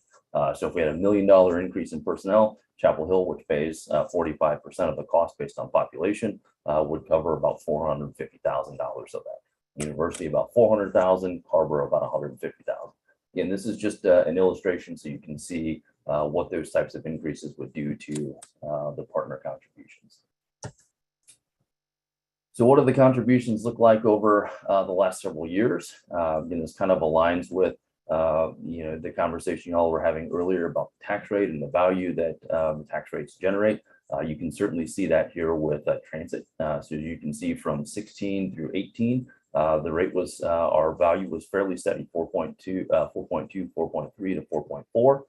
In FY19, there was an increase in the levy rate. We went from 4.15.1 cents, which allowed us to invest in capital and other things like that. So you saw a jump there. And then over the last couple of years, you've seen that stay relatively steady. So 5.3 into the current year where it's the 5.5, and you can kind of see that across there. I mentioned earlier the adopted capital plan. The partners adopted a capital plan to guide their investments, not only in buses, but also to get a sense of what it would mean to their operating expenses as well too. And the capital plan that was adopted shows for FY22 that the contributions, if we were tracking with that plan, would have been 2.2 for Carrboro, 10.4 for the university, and 6.6 for the town. Now we're well under that because of the fuel savings, and because as we'll talk with capital, we've been able to buy a lot of buses with grant money and other people's funding. So that's why we're well under that, but gives you a sense of what our partners were preparing for in increases as they were planning for this year and future years. So again, what does this look like for Chapel Hill? As you can see from this example here from your budget book, the value for transit last year only increased about $50,000. So as mentioned, there was an adjustment to the levy rates as a result of revals. And from that, the transit rate went, the value for transit went from about $5,030,000 to $5,080,000. So it's certainly, as that number either stays the same or if it doesn't go up, it certainly impacts our ability to increase funding from other partners. Because with the partner share, how that works is if we don't put more money in, Carrboro does it and the university does it. And many of you have probably already done the math. But the bottom line is for every dollar Chapel Hill puts in, it returns $3 from our other partners. So for every dollar, we're getting a pretty significant return. The example here in the bottom corner gives you an example of what about a half cent. Again, this is an estimate, but just to give you a sense of scale, what this means to the overall Chapel Hill transit budget. So if the town increased its levy rate by about a half a cent, the proportional shares would roll through for the university in Carrboro, and instead of just generating $486,000 on the Chapel Hill side, that turns that into about $1.4 million towards the transit fund that we can use towards expenses to the system overall. Again, not what we're proposing, but gives you a sense of what that means and how the partner contribution works and how they work together to help fund the transit system. So capital is a big part of what we do, along with personnel. Buses are very expensive. I'm not sure if there's anyone that's currently on the council that remembers a few years ago when we were sharing a presentation with you where we were talking about $80 million in needs for buses. And in fact, that number was probably a little short. I think the number was actually closer to 100 million than 80. I believe the conversations at the time were that 100 million sounds really scary. Maybe 80 is a little bit better of a number. So we had a really big budget hole and capital hole to fill at that time. And the Chapel Hill Transit Partners and council took the progressive step to start debt financing buses. And we thought we were going to have to do that many times over from kind of fiscal year 16, 17 on. Fortunately, we haven't had to do that. We did one debt financing in fiscal year 17. We debt financed 14 buses.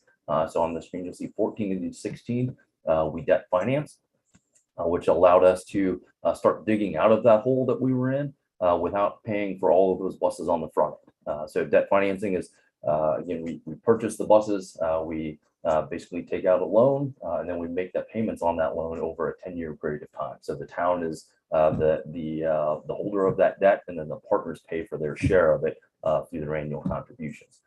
So we started that in 17, but then after that, we've been able to purchase buses using either Orange County Transit Plan money, grant funds, or other budget savings that we've been able to generate. So we've been able to replace most of those buses that we've needed to with other folks' money, which is again why we're not anywhere near the capital level that we thought we'd be at.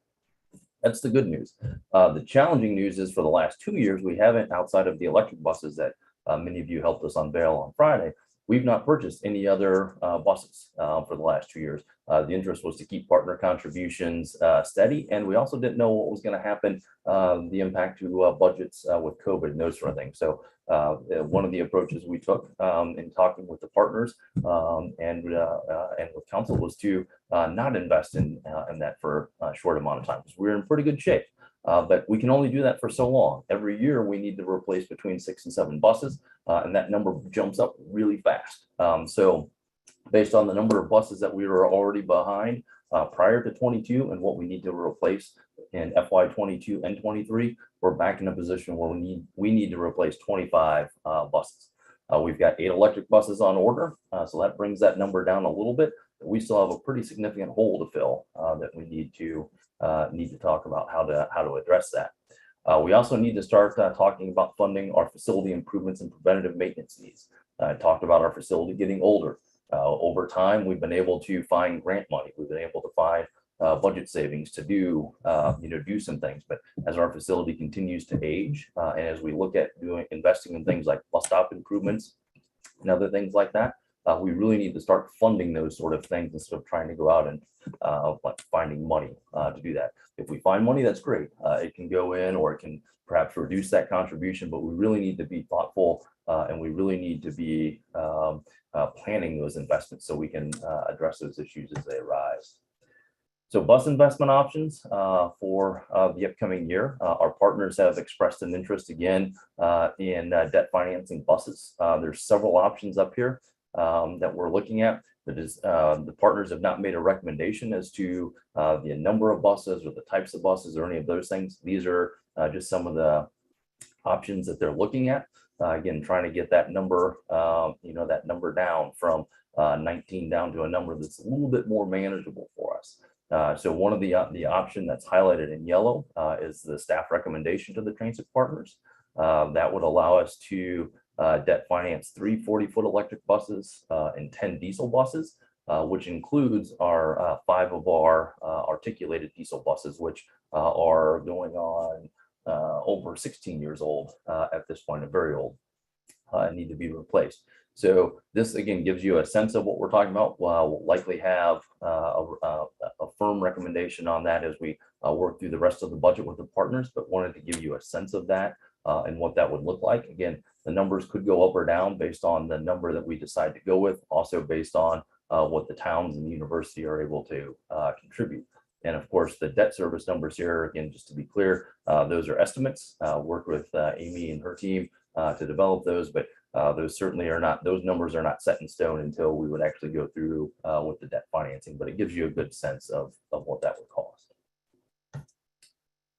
So major capital repairs, talked a little bit about this already. Again, we think it makes sense to add funding into our budget to cover these things. Again, many of them we've been able to find grant funds, just kind of like when this facility was built. We were able to utilize grant money to build a $20 million facility, basically matching it with the value of the land and a very small contribution from the partners. We've been able to kind of continue that on doing things and or utilize budget savings to make repairs. But the number of repairs that we need to make and the things continue to grow. One of the things that we have gotten done is our shop floor repair using budget savings from the previous year. The top corner here shows a picture of what that shop floor looks like, cracked and crazy, and it doesn't look like much, but those cracks run incredibly deep. The concrete is incredibly thick, and the deeper those cracks get, the more serious the repairs become, and then we have to start thinking about taking out concrete. Fortunately, we were able to resurface the floor, repair many of those cracks, and help save the floor, so we don't have to make that investment in replacing the concrete for at least the next 10 years or so. But again, that's just an example of some of the things that we need to focus on fixing. Our roof, which is, I think the mayor mentioned roofs earlier. Ours is now 15 years old, and to make matters worse, the company that installed our roof has gone out of business over the years because the roof that they installed or the technology that they used was not very good. So we've got to repair that roof, and they're not there to go back on. It's also now 15 years, but we need to repair that. Our generator is 15 years old. It was not designed for a facility of our size. It certainly was not designed to help power infrastructure such as electric bus chargers and other things like that that we're doing. So that needs to be replaced. And then we also have things like our carbon dioxide system that's 15 years old, needs to be replaced. We've talked to you before about our radio system needs, and again, the system that we're utilizing has been here not as long as the transit system has been here, but it's approaching the 30-year mark. So we need to replace that radio system. Cost us about $1 million to do that. And then our electric buses, the BRT buses, and the solar infrastructure, there's costs associated with that. So some of the stuff through BRT we'll be able to cover through our federal funding and other grants like that. Those come to fruition. But as we add electric infrastructure and solar infrastructure, we also have to look at how we're able to handle that at our facility. So again, this picture here just gives you a sense. This kind of lighter gray area is the facility today.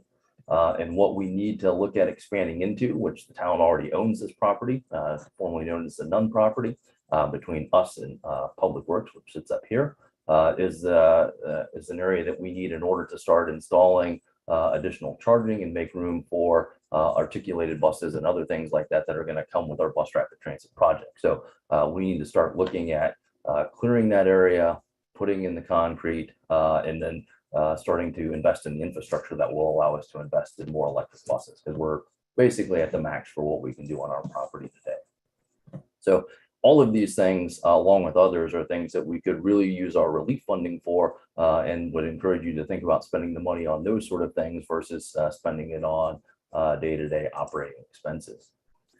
So our partner increases, while we're still working to finalize our numbers for personnel, fuel, and things like that, collectively, we're well below the estimated levels for the capital plan and partner contributions going into the year due to fuel and grant savings. However, as you heard Amy and Maurice talk earlier, personnel costs are certainly something that we need to cover for the upcoming year. Fuel is going to be much more expensive this year than it has been, probably even in the Katrina years. And then parts as well are things that we've got to cover those costs. Again, those are some estimates and some big numbers, but that just gives you a sense of the scale of what we're talking about.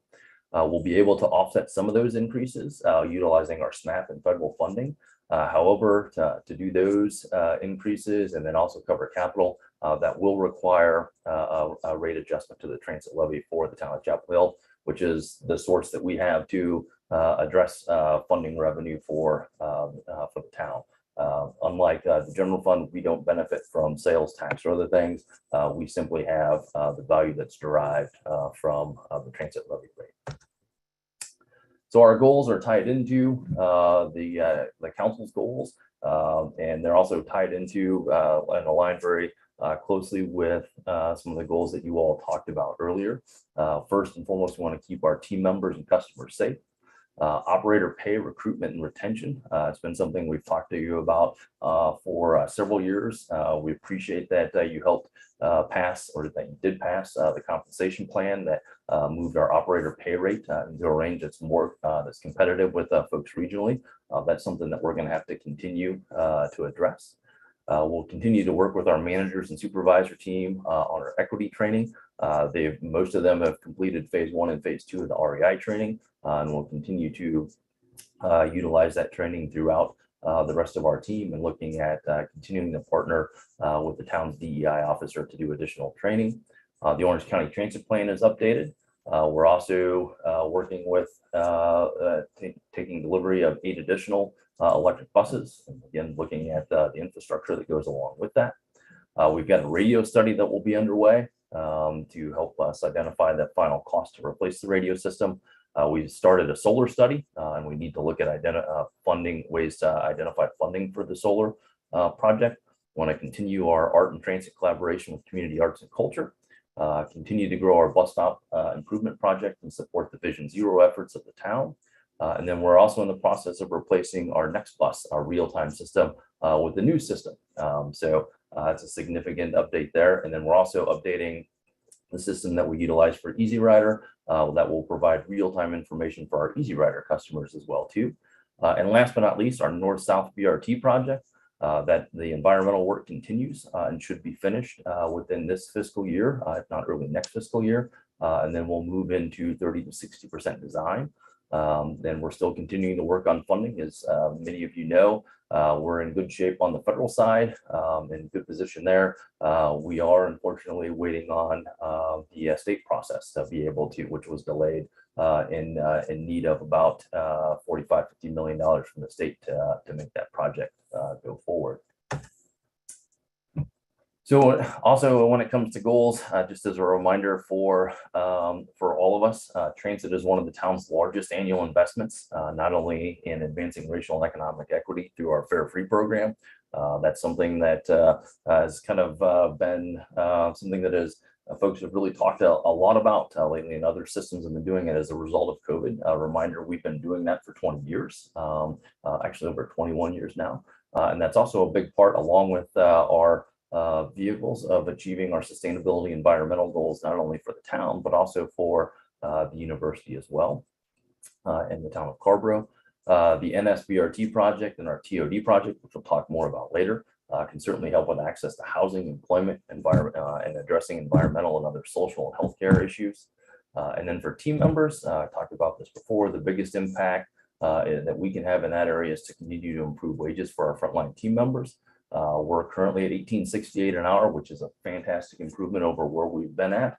However, again, as you think about that, $18 an hour, even $18.68 an hour, if my math is correct, that's just under $40,000 a year. So it makes it a real challenge for folks that work here to live in Chapel Hill, Carborough, Orange County, at those rates. And we know we can't address all of that all at once. It's certainly something we need to continue to think about as we're thinking about investments in our transit system. And ultimately what that means is investing in our people that provide that service.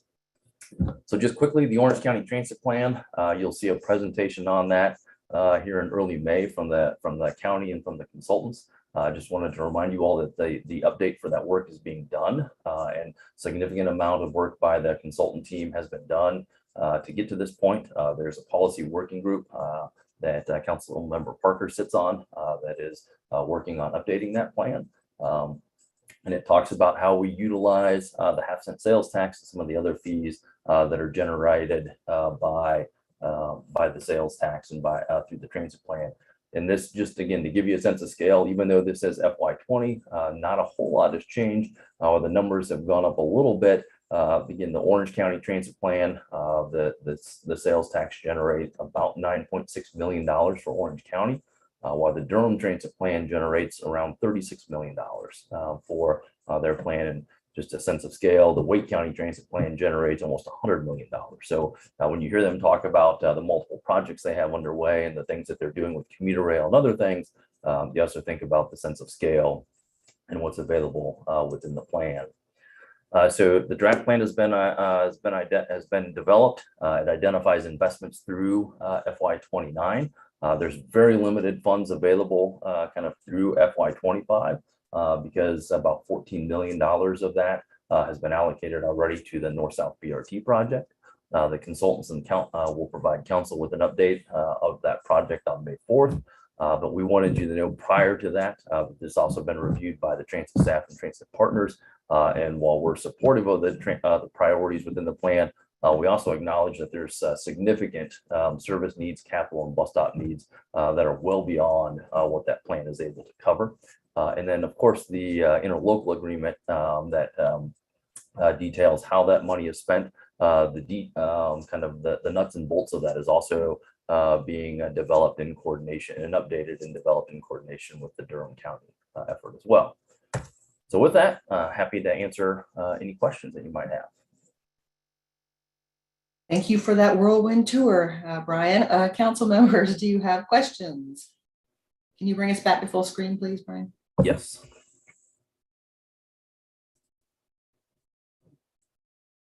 Any questions from council members? Amy, Brian?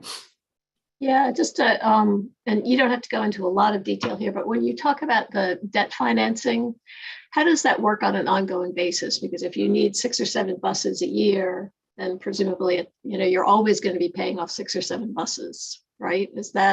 Is it something you're trying, that's what you do when you don't have other funding sources, or you're kind of planning for worst case and hoping again that you're successful with grants? And Well, we plan to, that's a good question. And we plan to continue to be very aggressive with grants. For example, with our electric buses, we've got 11 of 3 here, 8 on order. And between the electric buses and the infrastructure, that's about $13 million.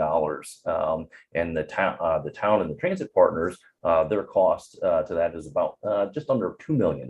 So we've been able to bring in all of those buses, and it's cost the partners collectively about $2 million. So we'll continue to try and do that.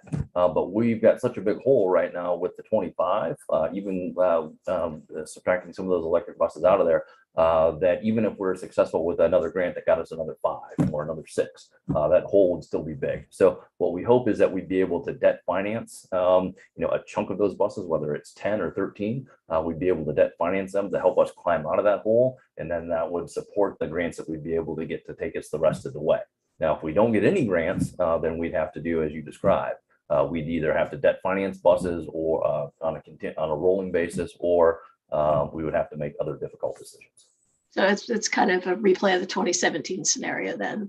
Is pretty much, yes. Fingers crossed. Yes, and we're hoping with the infrastructure bill, the extra money that's coming out of the transportation bill, we know that there's going to be money available. We just can't count on that money for next year, sort of thing. So, and if we wait another year or two to buy buses, we've got to add another 12 to that 25. And then when we place that order, I think as most of you know now, know as well too, we place that order, those buses don't show up in 3 months or 6 months or even a year. They're showing up 18 or 24 months later. So if we waited another 4 years to do that, that number would be 37 plus and growing at that point, and would likely be more expensive. Thank you. What else? Michael? Not a question, but I just want to thank Brian and the team for all the work that they've done during COVID. I mean, keeping the buses on the road, keeping the drivers safe, installing UV systems in the buses to sanitize the air. I don't know if all of us appreciate the enormous work that has gone on at Chapel Hill Transit to keep those buses rolling, to keep people safe. And so I just, Brian is the one we see, but I want to make sure the other 200 or so folks who work at Chapel Hill Transit just know how much the transit partners and our council appreciates everything they've done over the past 2+ years. Agreed. We're very grateful. Thank you. And I'll be sure, again, like I said, I get to talk to you and listen to you, but it's certainly the folks like Amy and others that do the work that make this happen. So we'll be sure to pass that along to them. And we also have fantastic partners in the university in Carrboro that have been very supportive and helpful to help us get to this point as well too, because without that partnership, we wouldn't be where we are today. Paris? Yeah, I just wanted to echo Michael's sentiments and, just to thank all the staff and the work that they do. You all do a really great job as well as it pertains to, doing ongoing outreach, to community members who are on the margins and making sure that their needs are being met. And so just want to say thanks. Right. Thank you. All right. Thank you. Are we doing Orange County Transit Plan? Or are we not tonight? You said you're bringing that in May. Oh, That'll- I that'll have come in- my hand raised, Mayor. Sorry, that will come in May. It was just the brief version of that is that the draft plan is available. We'll make, if you don't have a link, we'll make sure to send one to you so you can look at it, but they will be, the consultants in the county will be here to give you a full presentation in early May. Okay, thank you. Ty? Yeah, I just wanted to also voice my support for the levy that Brian is saying. I think it's really important for, as Brian said, our other partners don't put in money unless we're putting in money, and every dollar we put in, we get an additional 3 back.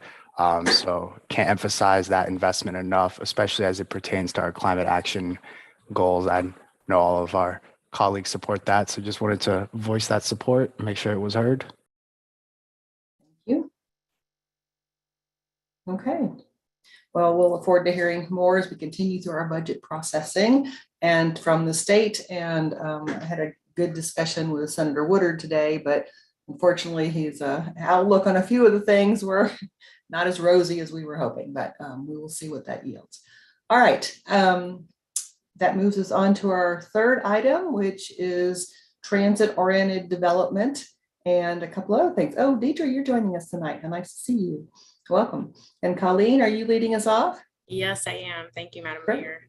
Great, thank you. Good evening, everyone. It's good to be here. I'm Colleen Wilker, the Director of Planning, and I am joined by Deidre Wittenberg-McIntyre, as well as other teammates on this project. Let me just share my screen and get you up and going.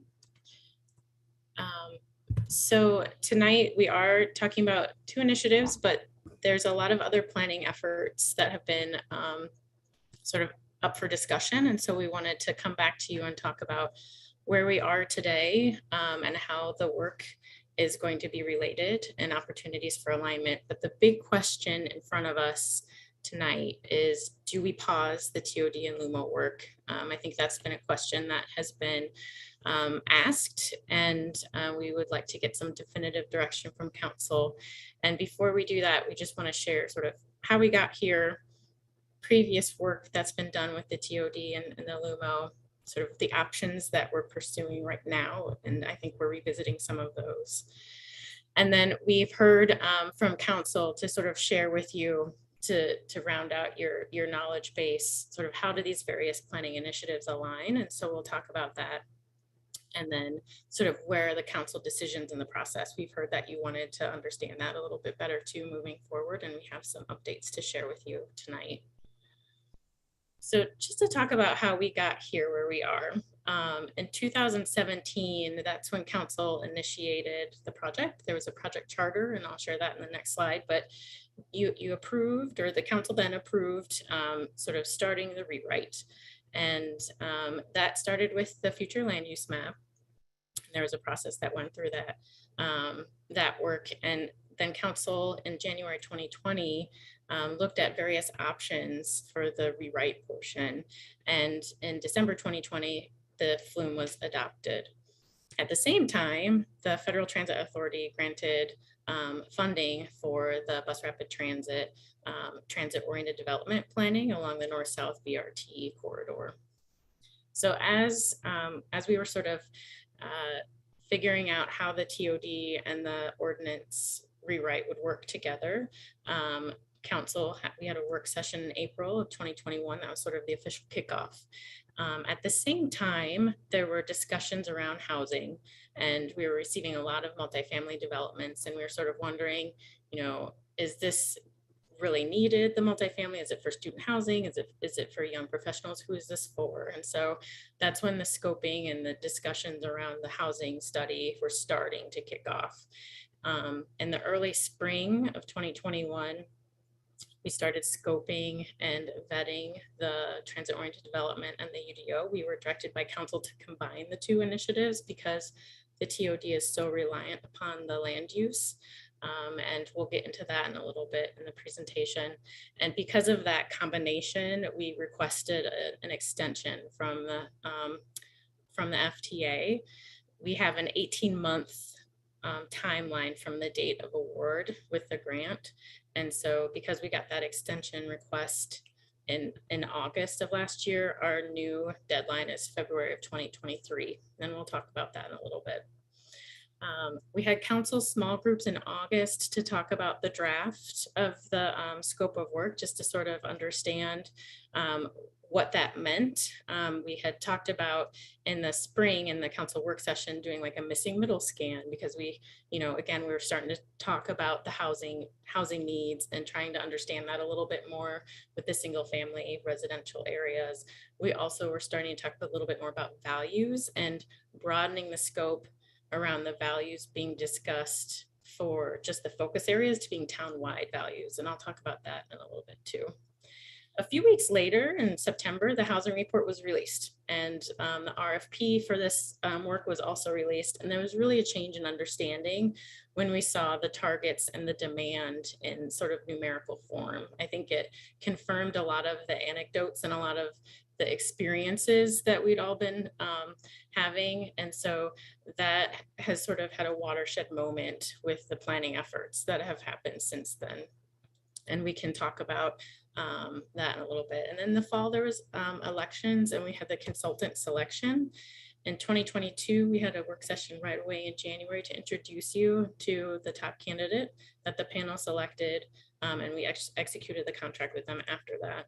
And now we're sort of at the point where we're revisiting this third option that we talked about, which was around the values and the visioning, this interim step.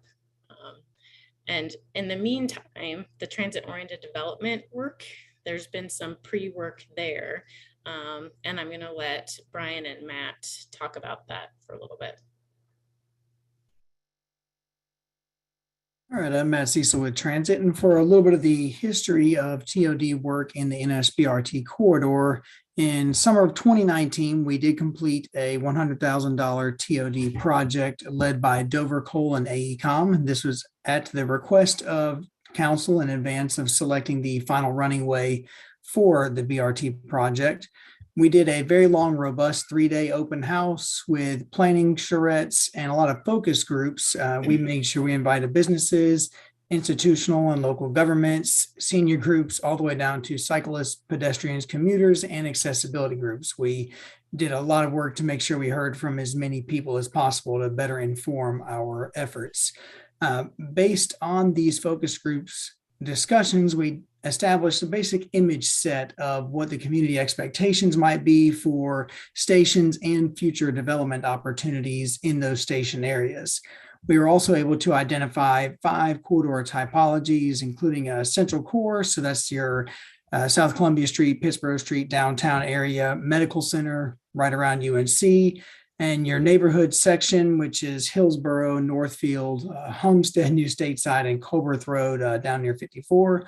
Along with a Carolina North section, which is Estes Drive, and Regional Crossroads, which kind of finishes out the rest of the corridor, specifically the places we have a lot of opportunities for our customers to ride regionally.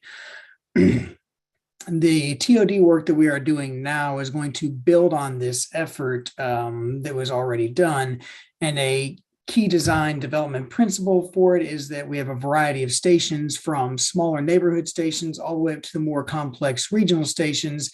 And this will really depend largely on the context of that station area.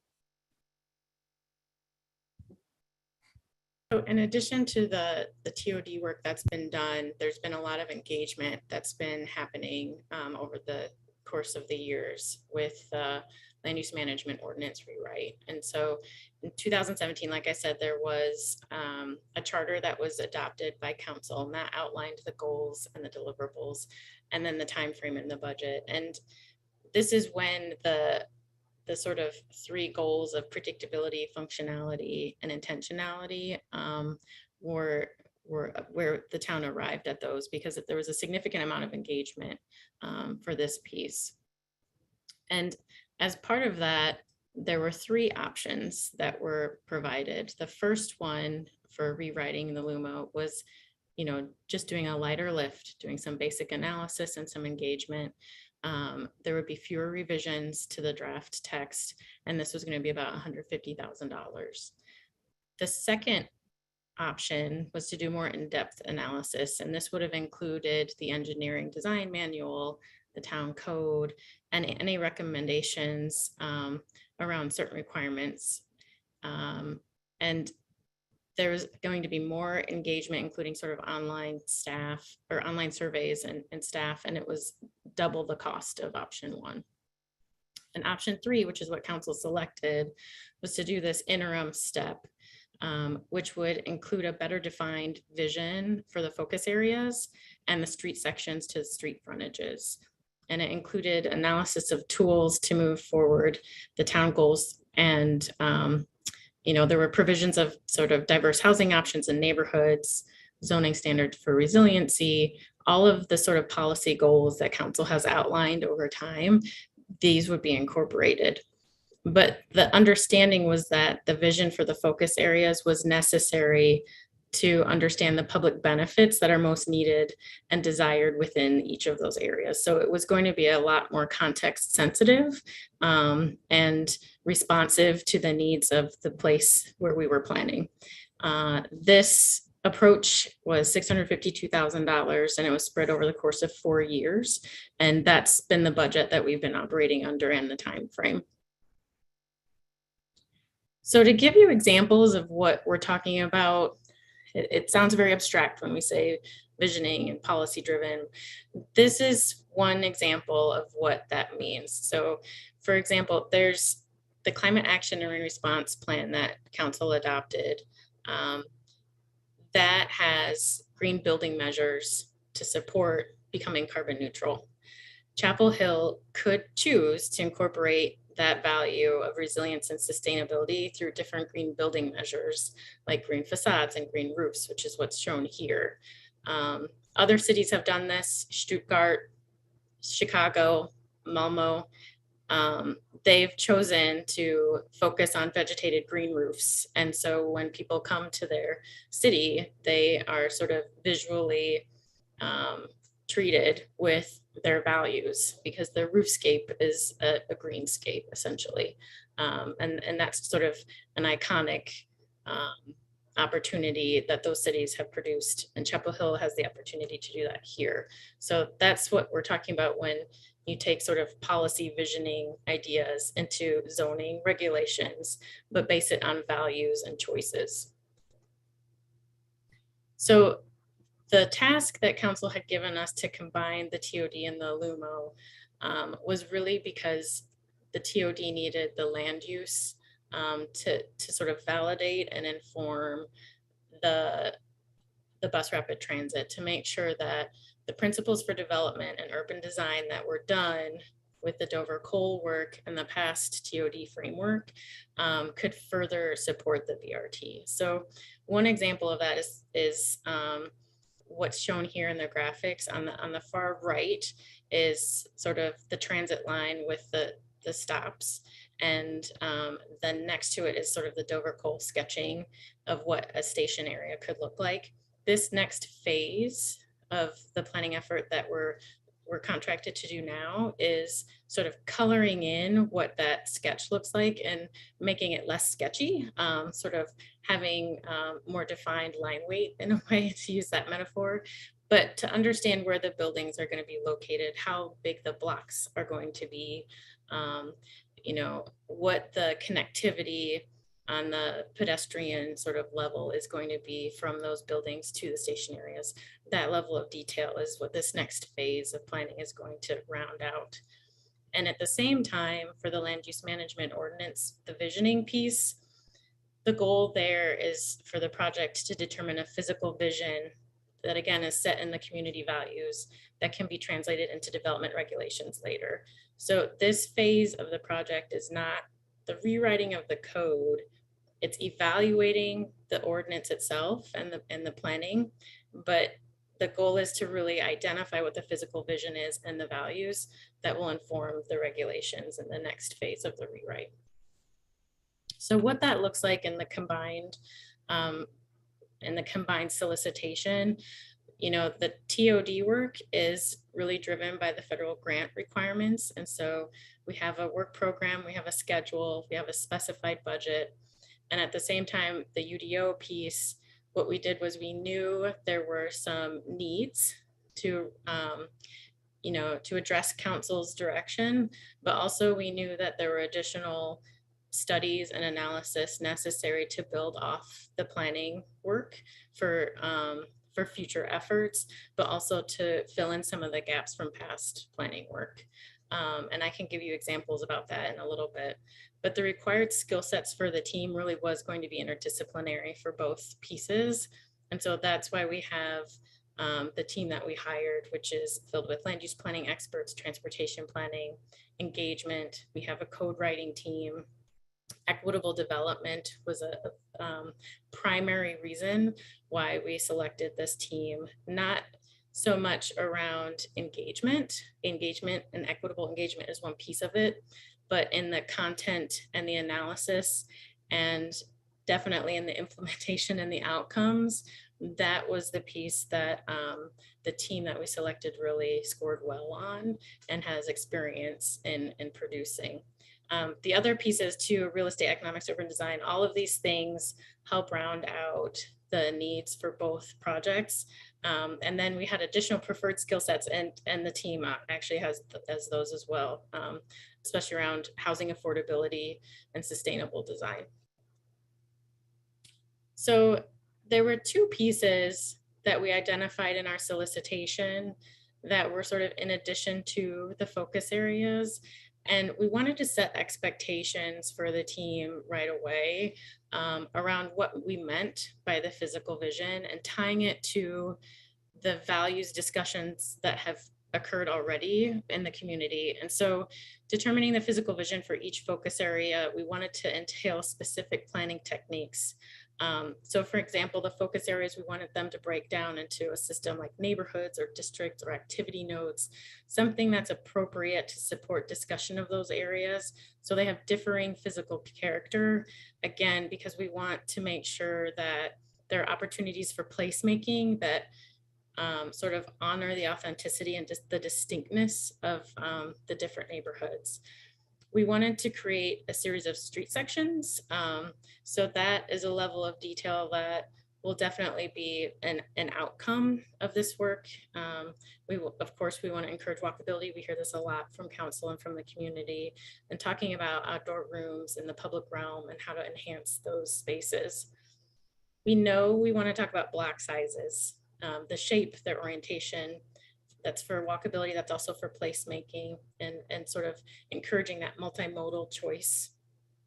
And then we have the principles from the TOD work and any key opportunities to have public spaces, civic buildings, sort of respected resources. And finally, we want to make sure that we're establishing a set of building typologies. One thing we talk a lot about through our development review process with all of you is sort of the building form and the mass, but also architectural expression. And so trying to have this work serve as a basis for design standards in the new ordinance to allow the buildings to enhance the public realm. Some people, you know, will say the buildings are background buildings. We may want that in some areas. We may not want that in all areas. We may want some signature buildings with really beautiful facades and expression. And understanding where that is and how they work together is something that can come out of this work.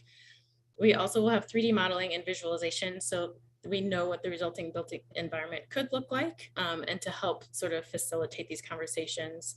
Sometimes it's hard to imagine what the future will look like. And so having those visualizations will be helpful. And so the values that we've talked about, how we sort of scoped it was for the guiding statements of the future land use map to be incorporated in this work.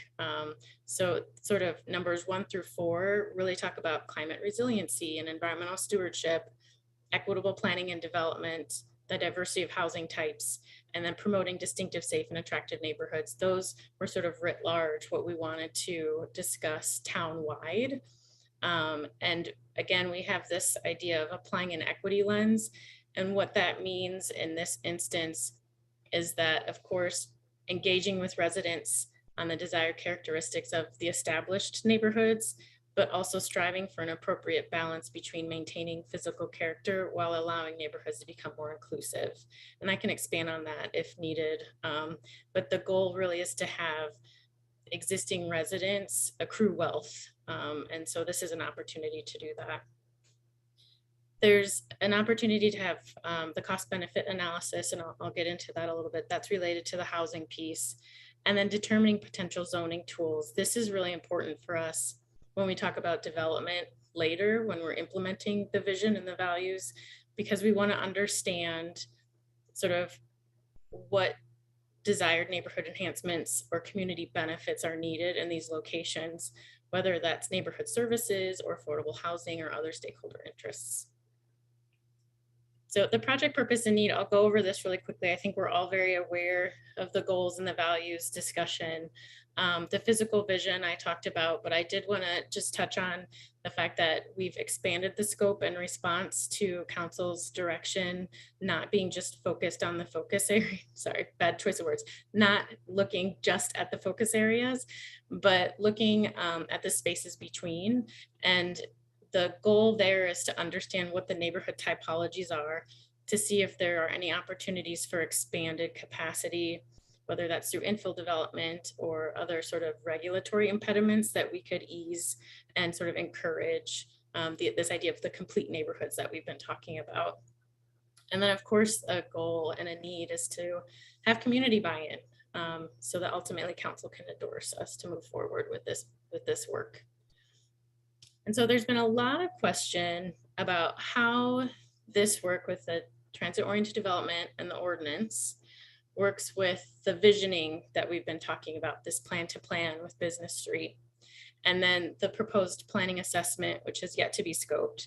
And so this slide is an effort to sort of share the major tasks and deliverables that are with the TOD and the LUMO, and then the most recent RFP that was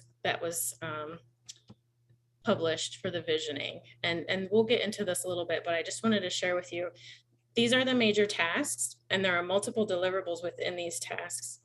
But sort of conceptually, you can see the areas of opportunity for alignment are around engagement, the market analysis, the land use capacity study, and any implementation for the vision.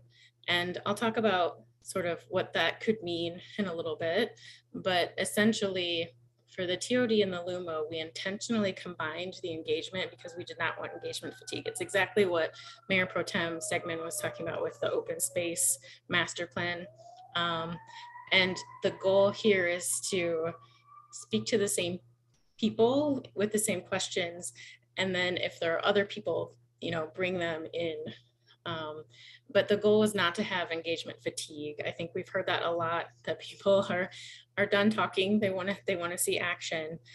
So what we're trying to do is make sure that we understand when we go to the public, we're validating the feedback that they gave us and we're testing it and confirming it. And so I think that's an opportunity to work with the visioning folks, whomever we hire, to share that information with them. And then again, I'll get to the part about alignment in a little bit. For the market analysis and the land use capacity study, that's something where we can do the work up front with the TOD and the LUMO and then hand it off to the visioning team so that they can take a look at it and do whatever they need to do to fulfill that work, and then hand it back to the TOD LUMO team to make sure that the sites and the focus areas and the more granular level work, basically they would be testing it. So what that means geographically, to give you an example, is the TOD and LUMO work right now, they're pulling data, they're sort of making affirmations and confirmations and verifying that all of the anecdotes that we are experiencing are true with the data. We can share that with the visioning team to get them onboarded quickly, so we all have a joint baseline. Then the visioning team will do the townwide market analysis, share their findings and recommendations, and then the TOD and LUMO team will take that and make adjustments based on the development scenarios at the station areas or the focus areas. And that's how we would be able to test it to make sure that it works to support and enhance that ridership with the BRT. So that's one example of how we're trying to see how we can align things. But I will say the TOD and the LUMO team have been very accommodating and responsive, and I anticipate that we'll be able to work with the consultant team with the visioning piece and the assessment piece, however that turns out, to make sure that we're informing the work and not overlapping or duplicating or having divergent views. That's something that we are very concerned about, that we do not want to happen. So that's what we're trying to avoid. So this is a graphic that council asked us to put together. I will walk you through it. It looks a little overwhelming than it really is, but basically at the top, can y'all see my cursor? This is the sort of the timeline, the seasons, in white, in the black sort of text are the phases of the project. Everything above the arrows is our council touch points. I think you had asked, when do we make council decisions? When do we need to make sort of policy decisions or have policy discussions? This is sort of what's drafted right now. There are almost monthly touch points, and I'll talk through them in a little bit. And then the public engagement is down here. And really there's public engagement throughout, but we can adjust that. We can pretty much adjust anything up here, but the big sort of milestones are these orange pieces with a potential kickoff in a few weeks. And so that's why we want to talk to you about comfort with that. But essentially these blue pieces in the center are the work streams for the 2F, or for the TOD and the LUMO. So from basically start to finish, there's always going to be background review and technical analysis. The goal right now is to get that sort of initial understanding, but as we're doing planning and engagement and we're producing content, there are probably going to be adjustments made based on things that are elevated or sort of unveiled through that work. And so there will be recalibration and opportunities there. For the planning, the station area and focus area planning, this is the part where I think we've been asked, like, can we pause it? Can we move it? Can we make adjustments? And there is room to maneuver here. So we've already sort of slid it back from January to May. I think now that we know the schedule potentially for the visioning, we can play with that a little bit more from the LUMO standpoint. The TOD work is a little bit more constrained because of the federal piece. And I think Brian and I will get into that in the next and last slide. But I did just want to share with you, I think someone had asked, can we just wait till August? There's opportunity there, depending on how the visioning piece looks, where we could come together and share findings from the visioning and the TOD and the LUMO work, so that you have all the information in front of you at the same time, and then we can move forward together. So we're trying to make adjustments based on the information and how that council is sharing and sort of how these conversations are evolving. But I did want to share with you that there's opportunities for maneuvering there. And then the goal for the specific plans and the code recommendations, that would be sequential. There's some overlap there with the planning because, as we're listening and having engagement opportunities, we would be drafting recommendations, but the goal would be after the planning work. That's when the code recommendations would happen. So to talk about council engagement, so we're sort of up here in April to share the project update. The next piece would be to share sort of the initial background work that we've done around the market and the housing and the code analysis. The consultants have some findings to share with you. And then in June, I think right now it's tentatively scoped to have some type of kickoff with the visioning. And I think that's where council had asked us before in January, can we come back with that visioning team and share sort of how these are all going to align and work together. And so that's the planned opportunity there. And then in the fall, after all of the visioning work is done, or not all of it is done, but after we have that community dialogue, there's an opportunity to come together again to council to share those findings, so that in November, December, we have some draft recommendations for all of the different planning initiatives. The goal is for January and February for council to have those recommendations, because again, that grant for the Federal Transit Authority, the timeline ends February 2023. But after that, you know, basically the spring council season through June is what we had scoped for the LUMO piece and the TOD. So again, there's some room there after the plans are submitted for the FTA piece to have some more council conversations. But we have it from February here just because of the TOD. But we do definitely anticipate having additional conversations after that. So this is sort of where we are. The question again is, do we pause the TOD and the LUMO work? And there are no real pros and cons. There are only key considerations. So if yes, if we do decide to pause the work, there are potential implications with the federal grant. We have to make sure that we're tracking on the different deliverables within a certain time frame. So we do have to demonstrate progress. There is existing development pressure. So a lot of the opportunity sites and sort of catalytic sites for redevelopment, we're already seeing concept plans come in, or you know, there's speculation happening. So there's that potential impact. There's and I'm channeling Ann here, there's a legal consistency issue just with LUMO. I think we all know that just structurally it's not working, it's not aligned with state statutes. So pushing off the LUMO work just sort of perpetuates the pain that we all feel using it. But not just that pain, but also sort of, you know, the lack of its effectiveness as a tool will continue. It definitely, if pausing the TOD and LUMO work, there will be implications for future funding opportunities. Brian can sort of expand on this, but the BRT rating and the positioning for future federal money, it will be negatively looked upon if we do pause this and we don't meet the expectations there. Another thing that we've heard a lot from the business community, from the chamber and from the Downtown Partnership and others, is that they're ready to go. They're wanting to keep this work going.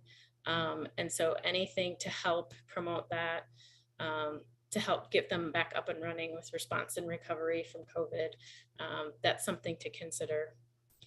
The equity concerns really mean the focus areas, you know, they're experiencing the most growth right now.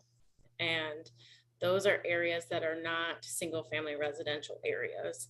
And so one could argue those are our most vulnerable locations because of the pressure to transition. And if we are postponing planning, we are potentially displacing the people who are in the most need of planning. And then, you know, just generally, it would be an extension of the time for the project. And if we decide to pause it and then expedite it, there would be a need for an increased budget. If we decide not to pause the work, or to decide to pause one and not the other, For example, if we decide to move forward with the TOD, but pause some of the LUMO work, there will be a continued need for that alignment that we talked about. And coordination, of course. I think one example of coordination needs, again, is the engagement with the stakeholders, making sure we're speaking to the same people, and not going back and forth to them with the same questions when they've already given us their feedback. Those are the types of things that we'll have to constantly sort of cultivate. And then just making sure that joint baseline and analysis occurs up front, but then that we're sort of consistently checking in with the consultant teams and the various staff throughout the project. And that's the end of the presentation. I'm happy to answer any questions. I tried to keep it conceptually, but I'm happy to go into more detail if needed. And I know Brian and the rest of the team are here as well. Okay, well, thank you. The condensed version of what the committee heard before. I see Amy's hand up. Hey, thank you for all that, Colleen, and for all those charts and things, and for the charts that you sent us that you didn't show us. I know that we all take it for granted getting this information, but I know that's a lot of work. So thank you for putting that all together for us. My first question is, are you trying to transition us to using UDO instead of LUMO? That'll be a very, very difficult thing for us. I know, there's like remnants. So we talked about this, and I think the mayor was like, just stick with LUMO. We had tried to figure out a way to differentiate the old and the new, so LUMO and UDO. But I think everyone has sort of agreed we're used to LUMO, so just call it LUMO. Okay, I'm being sort of facetious, but it's okay. You're not the first one. We've had the same conversation. So I'd like to just go a little high level for a second. So I've been part of a lot of planning processes in town, and my first big one was in 2012. It was something called the Sustainable Community Visioning Task Force. And it started where we were saying, okay, here are our transit corridors. This is where development is going to have. And basically the conversation that we were supposed to have was to tell us how much current political will there was to let us put things there, how much development the town could stomach at that point. And depending on who's being most vocal, who's most involved, who's in power, that has gone, before that time, it has gone from we don't want anything to we want a whole lot to we want something in the middle, right? So that kind of was the conversation. That's the conversation we've had for years. And I don't find it very useful or successful. Again, because it's, people, it's just, I think it's asking us the wrong questions. So when this whole process started off, I was really excited to hear about the possibilities for different approaches. For instance, if you're doing transit-oriented planning, to start with data, to start with analysis, and just say, look, this is, if we're trying to do transit-oriented development, we need to kind of see, well, let's talk about how many transit users we think we have in terms of jobs, in terms of housing, in terms of what our system can support, in terms of what our roads can support.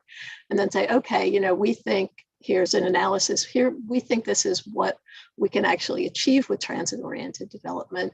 What percentage of those folks we can actually get on our buses. All right, so what then does that, if you start from that place and then you say, okay, now what do we need to do in our transit areas to achieve that? And then go out to people and say, look, what's it going to take for you to get on that bus? Or where would you want to live to be able to ride a bus? If we approach things that way, then I feel like we're actually we're setting goals, we're planning for the place that we want. And that's just, before I die, I would like to see Chapel Hill do that kind of planning process. So, and I think we have an opportunity to really do something very innovative and a real step forward with planning and to be really a leader in this kind of thing. So, and if we do it that way, if we lead with the analysis, then we go to our community and instead of saying, what do you want? We're asking really specific things. And we've got ideas of what different goals, things are always trade-offs. So, we can say, look, we can have this kind of place or this kind of service, but it's going to mean this, or we can do that, or, there's 3 different ways we can go. What does the community want to do? If you ask, I've sat in public processes and listened to, say, well, what do you want? It's like, well, I want a bowling alley with a swimming pool in it. Literally, I've heard that. And, you know, so it's just, and not to dismiss somebody who's thinking creatively, but, you know, but having guardrails really lets us be practical. So, so that kind of takes me into the timing area. And I know I would really like to have the station area planning coming when we've got some of this other visioning work done. That we're not starting with saying, what do you want? But we're saying, here's data, here's how we've analyzed the situation, here are your choices. To me, that's worth waiting, you know, not years. It sounds like we're talking about months. I do have another good reason, I think, for waiting is that, you know, during the summer, it's really hard doing visioning then. The students have mostly left. A lot of people kind of check out of town things. It's just, it's traditionally been very slow. You know, we fight to get engagement as it is. And over the summer, it gets really, really hard. So in terms of, I was really happy to hear that you're going to be looking everywhere, not just at the focus areas. I think that is super critical and important for the town going forward. I looked at the other chart that you didn't show us tonight that had all the different things on it. And had a couple questions about that, but one of them is you've got the development of scenarios and then you kind of test them against traffic and stormwater. I think those should be inputs, right? I don't think because then you're actually giving realistic choices and realistic scenarios, and you're not assuming that everything is possible and then spending a lot of money and a lot of time and a lot of effort to check out things that won't work. So I think that some of those things need to be moved up to the front and put as inputs. So that's my rant. I'm really excited that we're doing this work. So, you know, I think it's great. And I think we have an opportunity to do something really, really special here. So I hope that we can, you know, push forward with that vision. Does that give you an answer to the questions that you had from me? Okay. Yes, thank you. I think for the engagement piece, this is something we wanted to gauge with council too, because we agree that there are specific seasons where engagement are more ideal than others, and we were trying to capture the students. And so that's why we have an open house tentatively scheduled for the 28th, 29th, and 30th of this month before graduation in May. And we can, again, you don't have any analysis for them, you know, I mean, it's not. So anyway, that would be my way of kind of ordering the workflow. Yeah, thanks. Michael, then Jess. Yeah, just a few things. So I'm kind of torn here between, you know, wanting to meet the deadline, get the TOD work done, but also making sure that it's done in a way that's as good as possible. And so I'm going to be less helpful to you than I would like to be, because I think I agree with a lot of what Amy just said in terms of making sure that before you do engagement, you're really ready to have very meaningful and important conversations, rather than but Amy, and to a lesser extent, I have been exposed to over the years, which is, you know, what do you think? You know, what do you want? What do you think? And that clearly hasn't gotten us much of anywhere.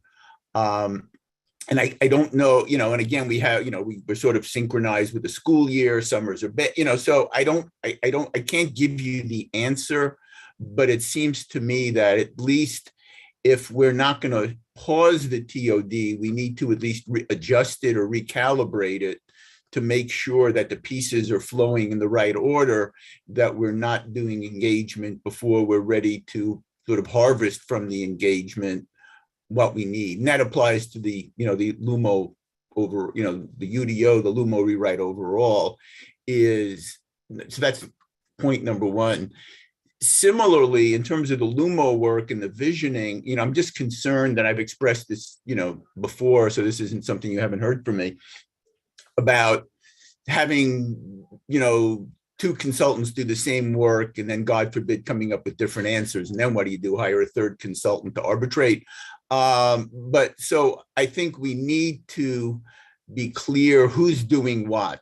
You know, I'm real, and I don't know that we're in a position to make that determination yet. Maybe we are, because we haven't hired the consultant to do this new visioning work. And so that hopefully will be done within the next less than a month. I don't know exactly how long it'll take, but somewhere in that time frame, I'm hoping.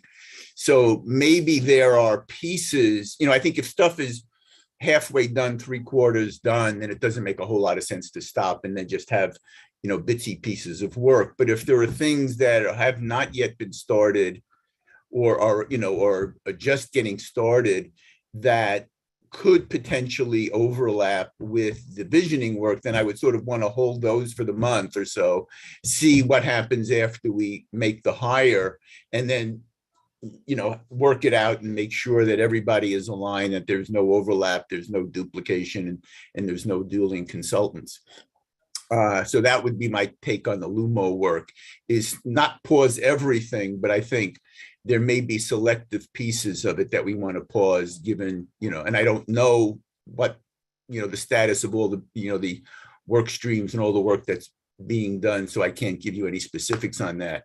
And then lastly, which is sort of a philosophical thing that I just wanted to throw out there, is one of the challenges I've always, been concerned about when we do a lot of our planning is, we're doing a planning, in this case, presumably a 10 or a 20-year time horizon, which means most of the people or many of the people who will be affected by this don't live here yet. And so we're asking people who live here, and in many cases, maybe, at my age, who will definitely not be living here in 20 years, what they want to see. How do we bring into it the voices of people that we may want to attract to this community strategically? How do we bring in the voices of people, that may not move here for another 5 or 6 or 10 years? And so I don't, there need, to be truly visioning. It's not, what I worry about is a lot of the planning that I've seen done here is sort of planning in the rearview mirror. And, it's like, this is what we've always had. So how do we, and so I just want more of what we've got. How do we get the inputs from people that are going to actually live with this stuff, in 10 or 15 years? And I don't know the answer to it, but I think if we truly want to be the kind of innovative, forward-looking community that we want to be, it's got to be more than just asking people who have been here for 20 years, how much change can you swallow? Yeah, so just to respond to two things. The first about what the engagement in April could look like. There's plenty of analysis. So the team has been doing analysis since they executed the contract in January. We can definitely share updates on that and help put those guardrails up, like Amy had said.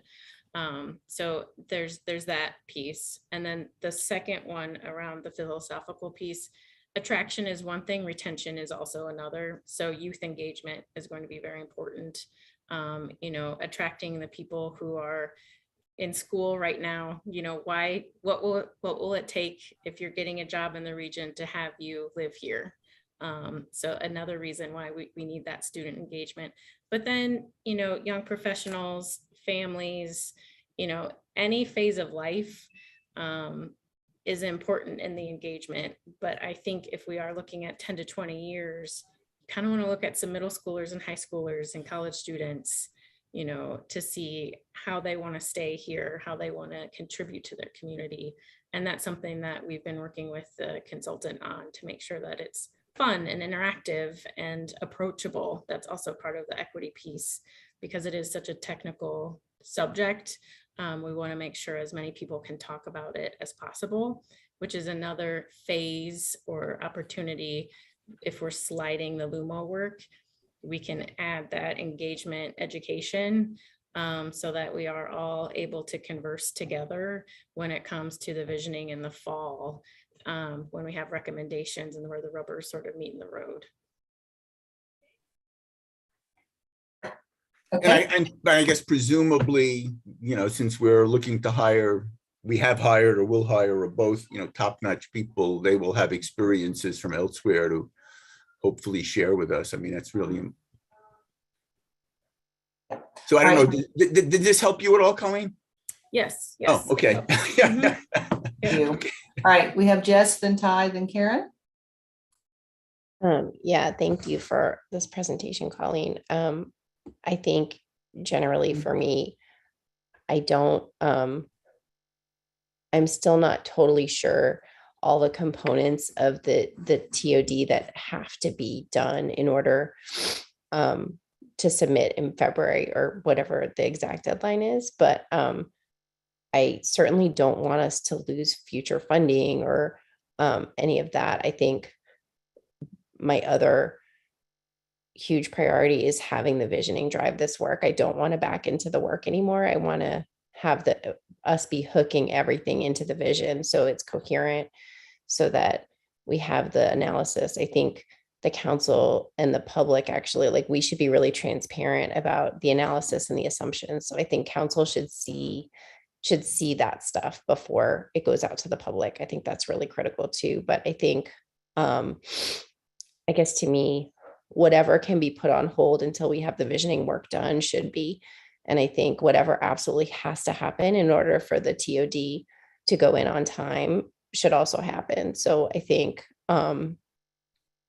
anything that can be moved later, like you said, playing with some of those deadlines, I think as much time as we can give to get the visioning work done so that we're really having people figure out how to accomplish the vision in a way that feels right to them, as opposed to kind of fumbling around the way we've often done in the past, I think is really, really important. And I think if there are components of the TOD work that absolutely have to happen in the spring, fall, whenever it is, I think those things should happen. But the more we can push it off so that it can be informed by the vision, I think the better position we'll be in and the more trust there will be with kind of what we're doing. But I also think it's just really, really important for the council to understand what the work that's already been done is and what those kind of analytics and assumptions are that are going to be provided to the public. I think we need to understand them, but we also need to be able to talk to the public about them when they come back to us. So I think that's just incredibly important. But I guess I'm not as concerned about dueling consultants, or I think these are different things. I think the visioning work needs to drive the rest of the process. And I think the more space we can give for that to happen, the more we can let the rest of the work be responsive to that, and maybe, think a little bit on our feet of what needs to be adjusted later on based on what that visioning and public engagement work finds out for us. So I definitely don't want us to have any funding in jeopardy, but beyond that, I really want things to be driven by the visioning as much as possible. Yeah, I hear you. We've definitely made sure the schedule can do that. And so there are some areas that we're sort of holding off on the work already. And anything that's imperative, we've planned for that. But we can certainly, I know I've heard you say, you're not sure about what components have to move forward. We can certainly share that information with council. I think that would be great, because if we can make sure that we're doing, we don't want to be in bad standing with the feds. That seems kind of obvious to me personally, but I think understanding what really has to be done for that submittal and how far we can push that without driving the staff crazy and not making it a really, such a tight turnaround that it's miserable.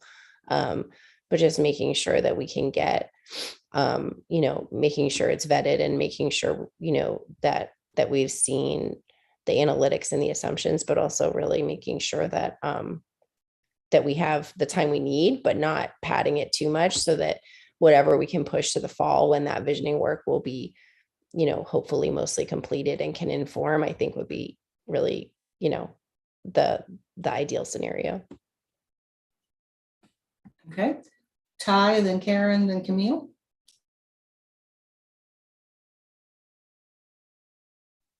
Thank you for that wonderful presentation. So quick well, one quick point. I know that we said we were doing that engagement at the end of April in hopes of catching the students. I'm like 99% sure that's finals week for the students. So I don't know if any of us or any of them are going to show up. So that's kind of one of the big factors of that. I don't know how relevant that is. And to answer Michael's question about visioning and asking people who will be here in 20 years, I think a big potential crowd is we could walk down the street to Durham and ask all the young people that live there instead of here. A lot of my friends after we graduated moved right to Durham, and there's a lot of reasons around that. So would love to engage them as a part of this process because I definitely agree with that sentiment. It does seem to be a missing demographic when we do planning and engagements in the town from what I've seen and experienced. And then I had a question. You mentioned that one of the other driving factors of continuing the TOD work was, showing the feds, as Jess put it, that we're, moving forward on it, doing progress. Other than the engagement piece, do the various analyses that you kind of charted out in that table count as showing them that progress? The market analysis is part of it. And some of the affordable housing work was also in the scope. And so that's why we've said we can demonstrate analysis as far as sort of confirming the data and verifying what we're experiencing, sort of how Amy laid it out very eloquently. Like, this is what the existing conditions are. This is the reality of the situation. We can show that as progress. But then if we're putting it on hold for a few months, we definitely would have to show progress again. So that's why I think the handoff potentially to Rod would be important to keep track of that, so we can share, whatever work he's doing to demonstrate that that we're still progressing. But Brian, I don't know, Brian and Matt, if you want to expand on that. But that's the one that keeps popping up, is definitely the market analysis. No, I think that, Colleen, I think that's a really good summary. And it's a good question too. So we need to, I think pausing it completely would send the signal to FTA, not only for the TOD work, but for the BRT project in general, that it's not clear what we're doing and that we're really serious about this. It's further complicated by the fact that we've been in project development for this project since 2018. So we've been in that phase, somewhat due to the state not being able to come up with their funding. But again, FTA doesn't necessarily care about that. We've got to figure that out, and we've got to demonstrate to them that we're committed to this project and we're serious about making that happen. And at any time that we're sharing information with them, we're sending them signals as to whether we are or aren't. And again, give a little context for this. Raleigh has got 3 BRT projects that are in the project development phase that all started after 2018, and they're on their 3rd TOD framework right now for their 3rd corridor. So they're sending very strong signals to FTA saying when funding becomes available, we're ready to go. We want to be in that same position, right? So it's critical that we continue to do those things and continue work in this area. And I think there's some of this, again, that we can push for a little bit later, but the market analysis and that early work really needs to get done. And we need to be showing our regional folks that we are making progress, because we sold them 18 months ago, a little bit more than that now, that we were gonna delay at that point in time in order to combine this work with the LUMO work because it was so important and so critical. So we need to keep some of that going in order to keep that goodwill in place. Sorry. Oh, no, go ahead. Okay, the other thing was just about the engagement. If that were, so there are 2 things. If it were to be paused or sort of readjusted to start in the fall, it would be compressed. And so I think that's why it's really important that this work get plugged into or be informed by or coordinated somehow with the visioning work, because what's going to be different in the engagement approaches as scoped currently, the visioning piece has, I think the number's 32 sort of interest leaders. And the engagement for the TOD and the LUMO is meant to be sort of broader, but also place specific. So for example, those focus areas, those neighborhoods, the goal is to have people who live there or work there sort of help plan for those areas. That's an equity issue so that they're able to sort of make their own decisions for their own spaces and places. If it is sort of replaced by the visioning engagement, it's going to be different, and the time will be compressed, and so you won't be able to bring those people along in those specific areas. So that's a missed opportunity and a risk that we would run because those people will feel like they will feel rushed, even though we've done so much engagement over the years. We haven't been able to sit down in a lot of instances and talk about this level of granularity with the analysis and the guardrails that we know is important to make sure it works for their neighborhood. So that's also a concern, just to flag for everyone. Gotcha. And then my last question was, I know one of our key, well, I can't speak for anyone else. One of my key interests was coordinating these workflows. And that table that you had was very helpful in visualizing that.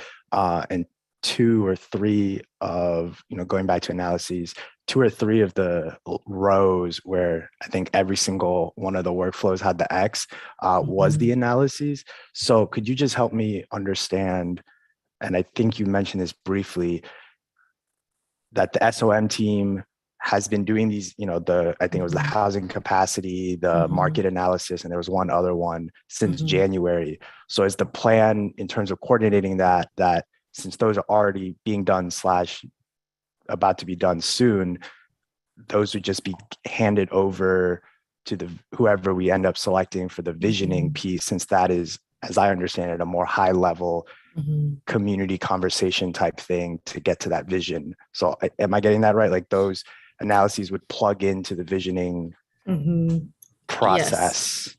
Yes. So the goal is the way that SOM was sort of the scope that staff put together for that work was to do the analysis up front, but then to recalibrate throughout the process. So this isn't sort of where you do a market study, the first 3 months and then that's it. And then you do your planning, and maybe the planning takes so long, you're out of a market cycle.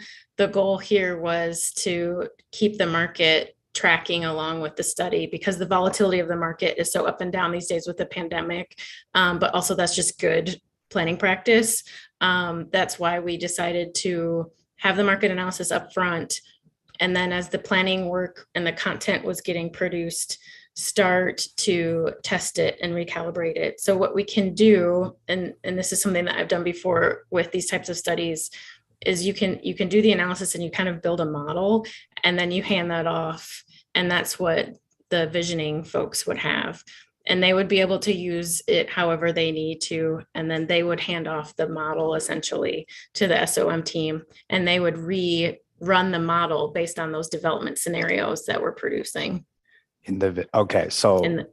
Model produce, input into visioning, which would calibrate the model further, and then come back out the other end. So that way, it becomes a feasibility sort of confirmation at the end.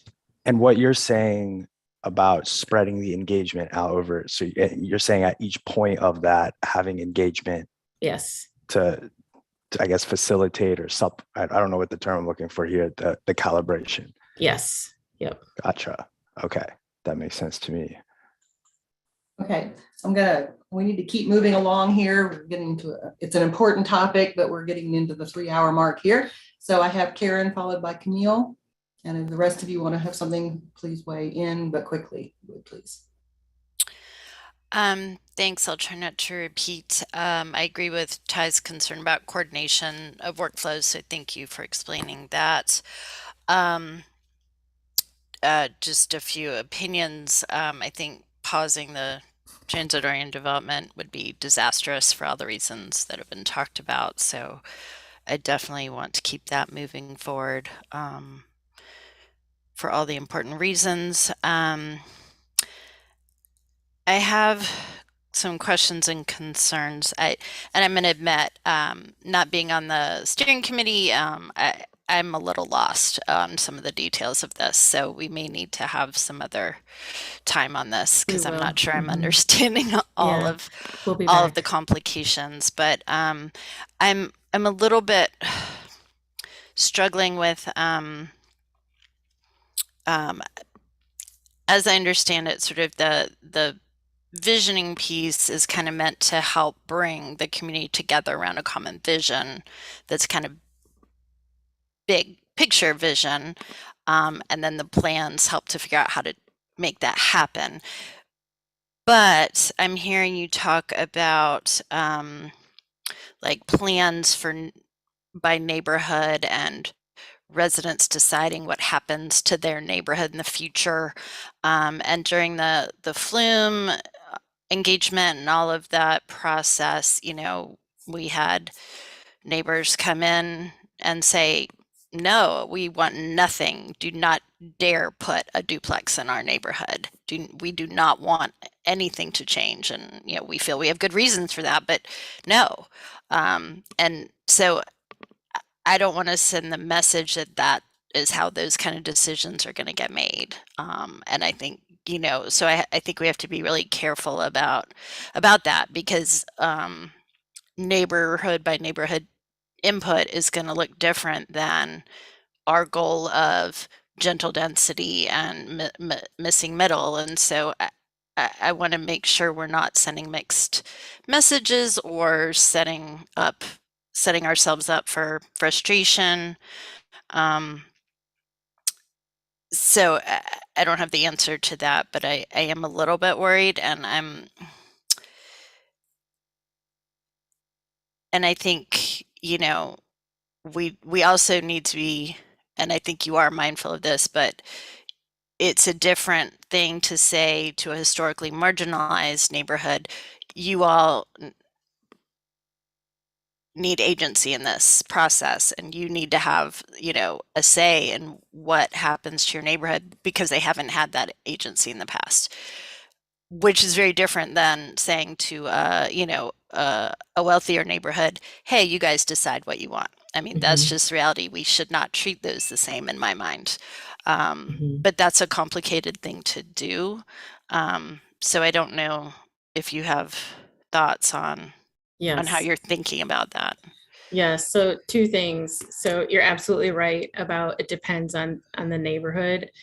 One piece is, you know, the piece around having the neighborhood figure out what they need. It is what they need and not necessarily what they want, right? We keep hearing that we've had that conversation. It's not working. We need something else, but that's where the trade-offs come in. So if you say, I don't want any development, that means you're losing out on opportunities to get new open space or better streetscape or connected sidewalks, you know, bike share opportunities. That's what's up for the trade-off. When you talk about, or when we talk about neighborhoods that are more affluent and not as marginalized and have had the privilege of being able to say they don't want development, I think that's where we talk about equity and say, well, everyone has to participate and have the fair share of, you know, affordable housing and all of the things that we need, because those are the values that we share as a community. So that's also an equity issue, of saying that, you know, all the spaces on the map are being discussed. That's where we are in this discussion and in this point in time. And so that's, to me, how those discussions are framed and how that engagement needs to be formatted. And that is still a neighborhood-based discussion, but the trade-offs and the guardrails are different for each neighborhood. Thanks for that. And yeah, and I think that's where I worry with having lots of different work streams, that there's the risk of different messages. Or so I think just to note that that'll be really important to have that be really consistent and clear across. And I don't know if I mean, I know we have guiding principles in the flume and we've talked about values, so I don't know exactly where we are on this, or if this is something council needs to sort of come back and agree on. Like, are there sort of a list of givens that we should have going into it so that they aren't, if like, yeah, I'm making this up, but connectivity, we know some of our traffic problems are because we stopped having connectivity and nobody wants a road connecting through their neighborhood. And so is that something we're going to say, like, that's a value that's up for discussion? Everyone may not agree with that, but, I'm just wondering if there are some givens we should have so again, like Amy, I think was saying, like, people don't come back wanting the bowling alley pool. That's also part of, the visioning statement too. We come that together talking about, that'll be it. So that'll be part of that. Okay. That makes sense. Just to let, sorry, I don't want to like break your flow, but Please. The scope of work, the contract for SOM, the givens are the guiding statements in the flume. And we shared that with Rod when he was scoping the visioning piece. And so he took shared principles for that scope too. And they're sort of reworked in plain language. And so a lot of the, sort of principles for that work are very similar. So it might be a helpful exercise the next time we come to council, when we share the analysis, maybe to share what those are and maybe get a thumbs up kind of gauging. Okay. Yeah, I think that would be great, just to be reminded, and if they need any refreshing. I think that's pretty much it for now from me. Yeah. Thanks. And we'll plan either small group meetings or another time to continue these discussions, because I know it's harder for the ones that aren't hearing. We've been through this several times in the committee, so we do get that because it's a complicated issue, but we also need the rest of the council to participate, so we will get you up to speed. Camille, and then is anyone else, because we're going to wrap up at then. Thanks. That was exactly what I wanted to say, is that I am in need of that deeper discussion. I don't want us, and this has been said by everyone, but I do want to underscore that I don't want to jeopardize the TOD funding. So we need to know what can't be paused. I do agree that the community engagement, you've said it, Colleen, that it's going to be collaborative. I am curious about the question making, so that the answers that are generated are useful to all three groups, right? So I'm curious about how that happens, how that coordination, and what can happen over the summer with community engagement. So it may not be the students, it may not be the people who vacation, but there are some of us who don't go far, although I'm hoping to change that, but there are some people who stay put. So are there opportunities for those who stay in place for community engagement? And those would be things that I would love to see or to discuss when we have these small groups. Okay. Yes, the answer to your question is yes. And the questions piece, to make sure that it's useful for all three, we are under contract with Public Input, which is a platform to help us sort of consolidate and centralize all of the community engagement. And we'll be sharing that across the town. So that's another opportunity to help. And that platform also has sort of location tracking, so we can make sure different stakeholders and different geographies are getting the engagement needs that are necessary. Okay. And I wanted to, Colleen did share with us that they are working on a platform to have a website, a web page for this initiative, so that people can, and council members can refer to it. So you don't have to memorize all this information. You just got shown. It will be there on the web page when it gets finished up. Paris. I'm going to be really quick. Definitely feeling a bit lost, not being on the subcommittee. So definitely need to be caught up to speed with a lot of the conversations that have been ongoing there. I know that you all wanting from us tonight to, pause or not pause. And what I'm hearing is pause where needed and keep the work going where, we need to make sure that we are keeping the FDA funding around the TOD. So I trust staff understands those needs. Also just wanted to, Colleen, to hear a little bit more about, what it would do with the LUMO. to pause that. You were very clear, like that's like a disaster. So and it's really tying our hands. And so just can you speak to that just a little bit more? Sure. So sorry to sound so gloom and doom, but the good news is the evaluation of the LUMO can still continue because that's not public facing. That's very technical. They've started their work. They have an update to share. We'll be sharing that with council very soon. So that can help, and they can track the visioning piece. That will be very important for their evaluation. So they will be included in sort of any status updates or coordination, so that whatever is happening at the visioning discussions is filtered over to them to help inform what their recommendations are for the future code. So that's the one piece that can keep moving forward. I think what I'm hearing is the focus areas, the planning for those needs to be paused. So as far as the TOD work goes in the land use, that covers the north-south BRT. It's mostly all of MLK. There are 4 focus areas there that overlap with the TOD areas. So some of those will continue, but there are 3 other areas outside that geography that would basically be paused. So geographically, there's some sorry, it's getting late. But that those would sort of be on hold for a little bit. And that's okay, because again, the townwide visioning and values discussion will help move those things along. And some of the findings that we'll probably have with the other analyses will help move those along, so we can catch those up at some point. Yeah, so I'm hearing there's going to be some real ebb and flow. So some of the analysis will help with the visioning and vice versa will help with others. So, okay, thanks. Okay, before I wrap up, Deidre, you've joined us here this evening, and I know you're a project manager for a lot of different activities going on. Do you have anything you want to share with us this evening?